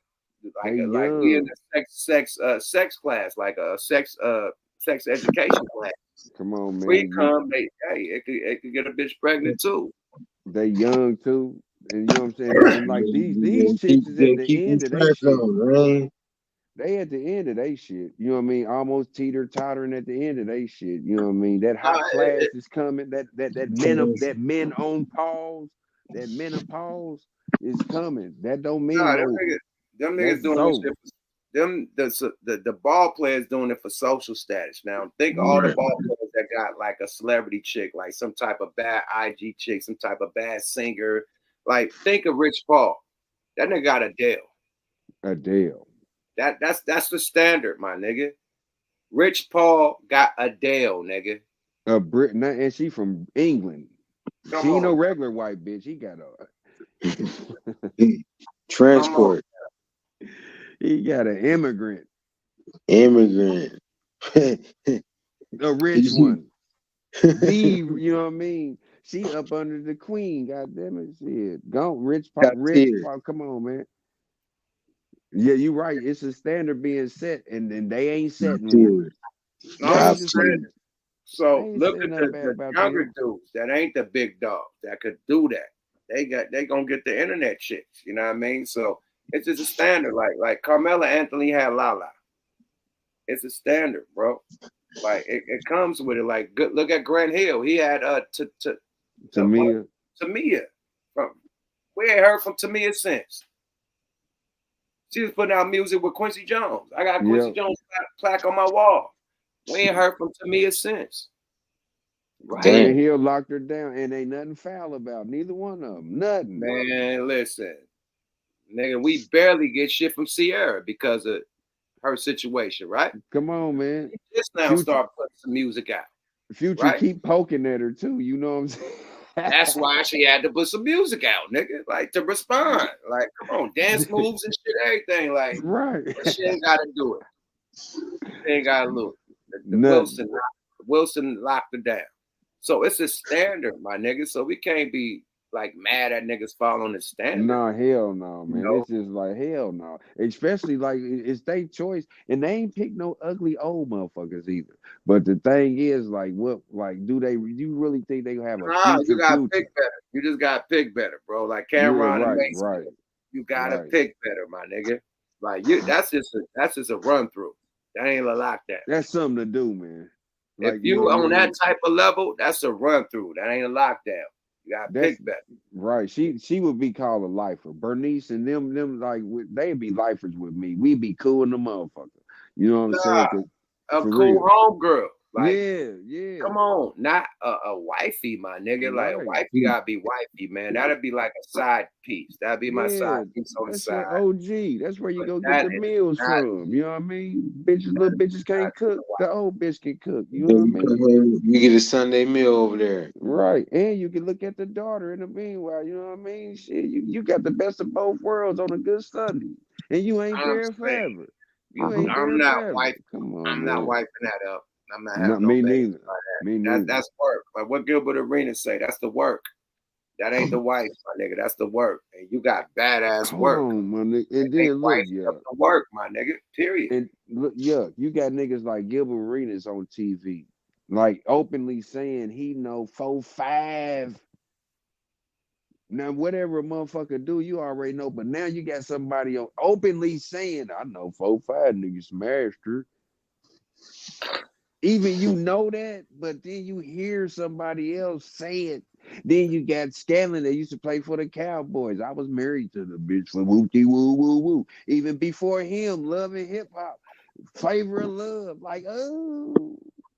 I'm just gonna tell you, man. As far as the celebrity circle, what Gilbert Arenas said is allegedly, it's probably true, because I hear about you wonder why all these niggas wife up the same bitch in the celebrity game. They date the same girls. The easiest ones to go. Remember they date the same girls. So we could say Kim Kardashian is ran through, right? Because she dated the same, and a lot of industry niggas dated her, or her sisters. Same shit with Bernice and the other chick. They ran through the cycle, my nigga. You don't wipe them up. No. Unless it's promotional shit, eye candy shit to level up on some, as far as your PR game. You know what I mean? And these two bitches are definitely in the PR game. They can level you up and make security, bro. Money. You know they looking for that. I'm gonna tell you this. I'm gonna give you a play, right? I'm gonna tell you a play got. Let me give y'all let me tell you how this shit works. I was about to use the same PR for the Kardashians. This nigga wanted to charge me $8,000 a month, right? He wanted to make a scam with one of the Kardashians. You know what I mean? That I was dating one of the Kardashians. They gonna put it on TMZ. I'm married. My wife ain't having this shit, and to pay $8,000 a month to make this shit go down. So they'll partner you with people and make a scandal, make this type of tabloids and shit, and then after it tap out, y'all probably ain't never even slept together, but the tabloids got it looking like y'all fuck with each other because it's a PR stunt. The shit that's called PR stunts. I'm not saying all around the board, but a lot of the Kardashian shit is PR stunts. You know what I mean? That's why the relationships like last like so long. It ain't like a full like what Kardashian besides the PR stunts been with that nigga besides Kanye. Of course, Kanye had babies, but other than that, everybody is in and out. It's a rolling door. You know what I mean? And that's how the whole industry shit is. Once I realized that with the PR, they tell me, hey, man, we're going to do this stunt with you with one of the Kardashians. Like, come on, bro. I'm not falling for the banana and tailpipe, and I don't get down like that, my nigga. I want to talk about my music. I want to, you know, natural shit. I ain't but no PR stunts and shit. So this was in 2000 and I want to say 2009, 2010. Yeah, when yeah, 2009, 2010 when I was doing Free at Last. And I wanted to get some real push behind Free at Last. So yeah. But then you feel offended though? Like you ain't gotta resort to that. I'm at the Grove. We had a dinner at the Grove in fucking LA. Right, so we right. had a dinner table and shit. They promoting this shit, pushing it to me. You know, I ain't say that at the table, but the person that linked me up with them, I told the nigga like, hell no, bro. I'm married like a motherfucker. I ran it by my wife. I ain't gonna lie. I ran it by my wife, and wife said, hell no. So and you got to pay. Because not only that, we got to make some fake drama. Like me and my wife going through some fake drama. Like, no, that shit. We do this. Like, no, we ain't gonna like fuck our family up. Now we putting our family on blast. You know what I mean? Our relationship on blast. Nah, we ain't doing that. So nah, tapped out. And let me guess. Let's say after the campaign was over, you would have to sign a gag order not to speak on like if after you to say you did the shit. Probably a non-disclosure about how it happened. Yeah. Or exactly. So, but this ain't allegedly. This really happened, my nigga. This ain't allegedly. So I know how they get down. This ain't no allegedly shit, nigga. I could have paid $8,000 a month and been with the Kardashians. Nigga. One of them. And depending on how it would have worked out, if it would have been good, they won't choose. And then you paying $8,000. You paying out your pocket. You know what I'm saying? Yeah, I'm paying out my pocket. You paying $8,000 out your pocket a month to fuck up your marriage. No, to be on TMZ about me and my wife. Oh man, about me and my wife going through drama and I'm cheating on her. That's the tabloids. With a Kardashian. So and then let me guess. Right when my album coming out. So promote the album with me cheating. Nah, I don't know, nigga. And then you using the proceeds from your album to pay for this shit. Man, what the fuck? Come on, Hollywood. No, they done went bonkers. Look, I'm not that's not just me. That's across the fucking board. Right. Yeah.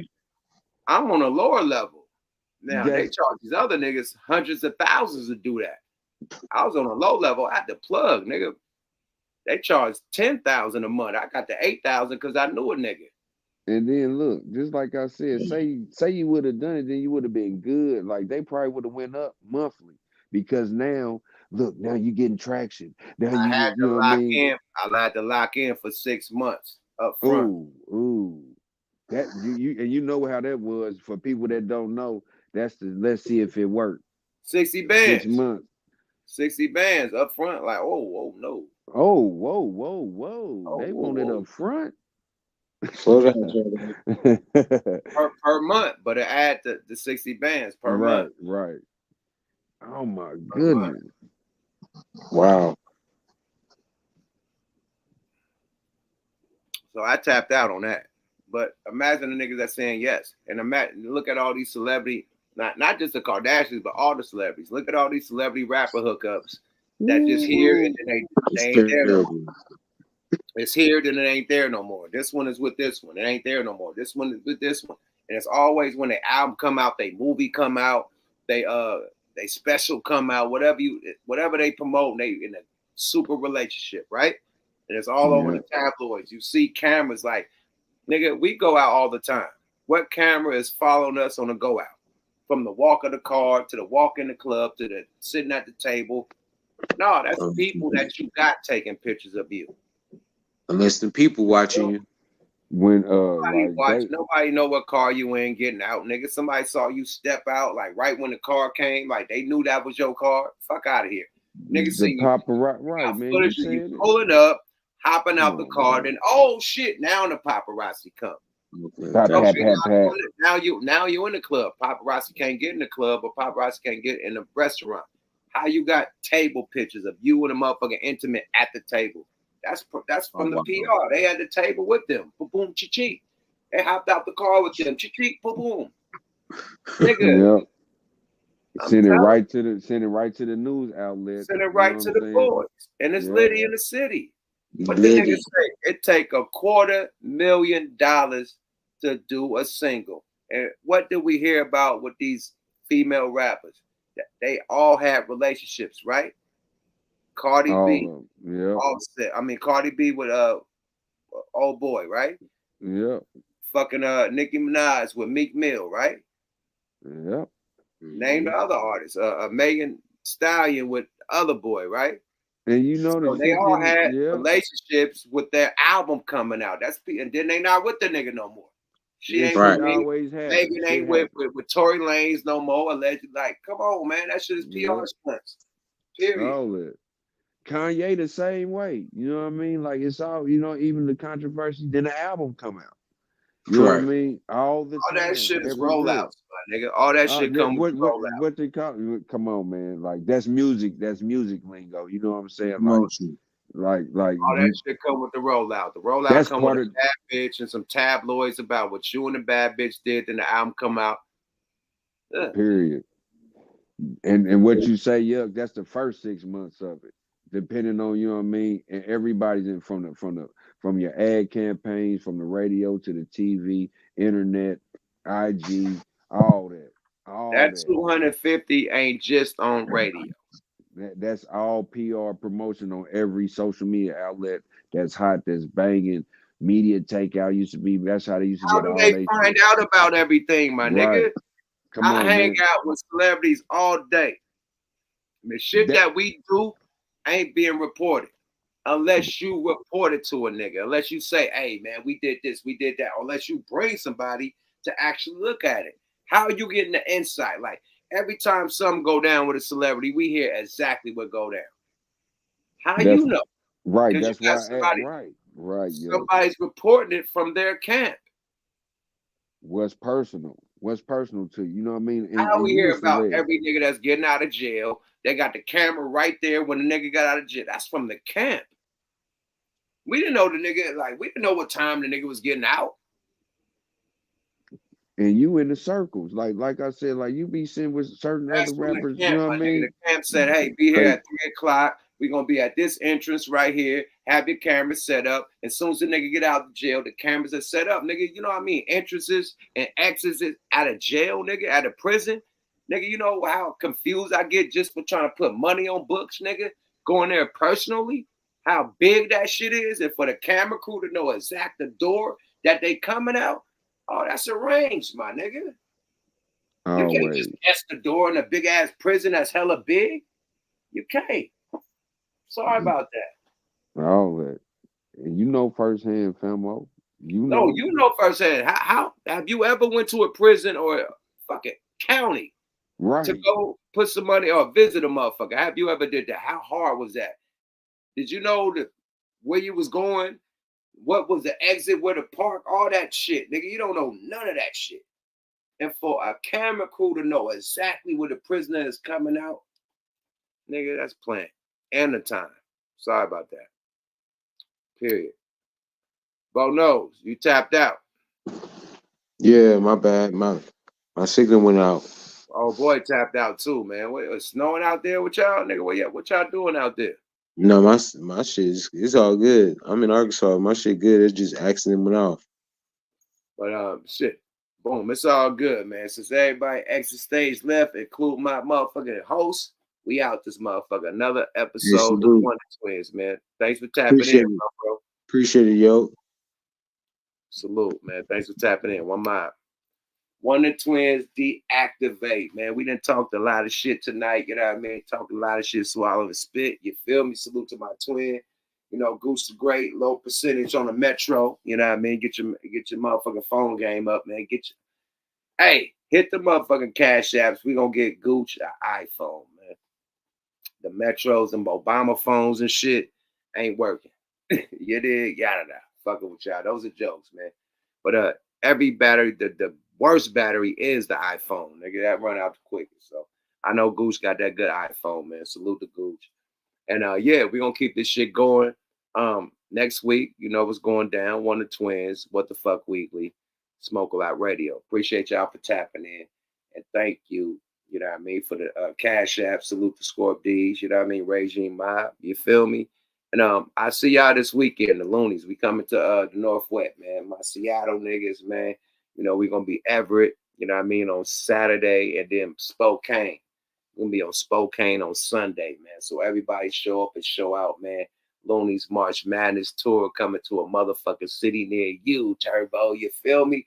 This week we in the Northwest, my niggas. So all my Washington niggas, man, we about to turn the fuck up and burn the fuck up. You hear me?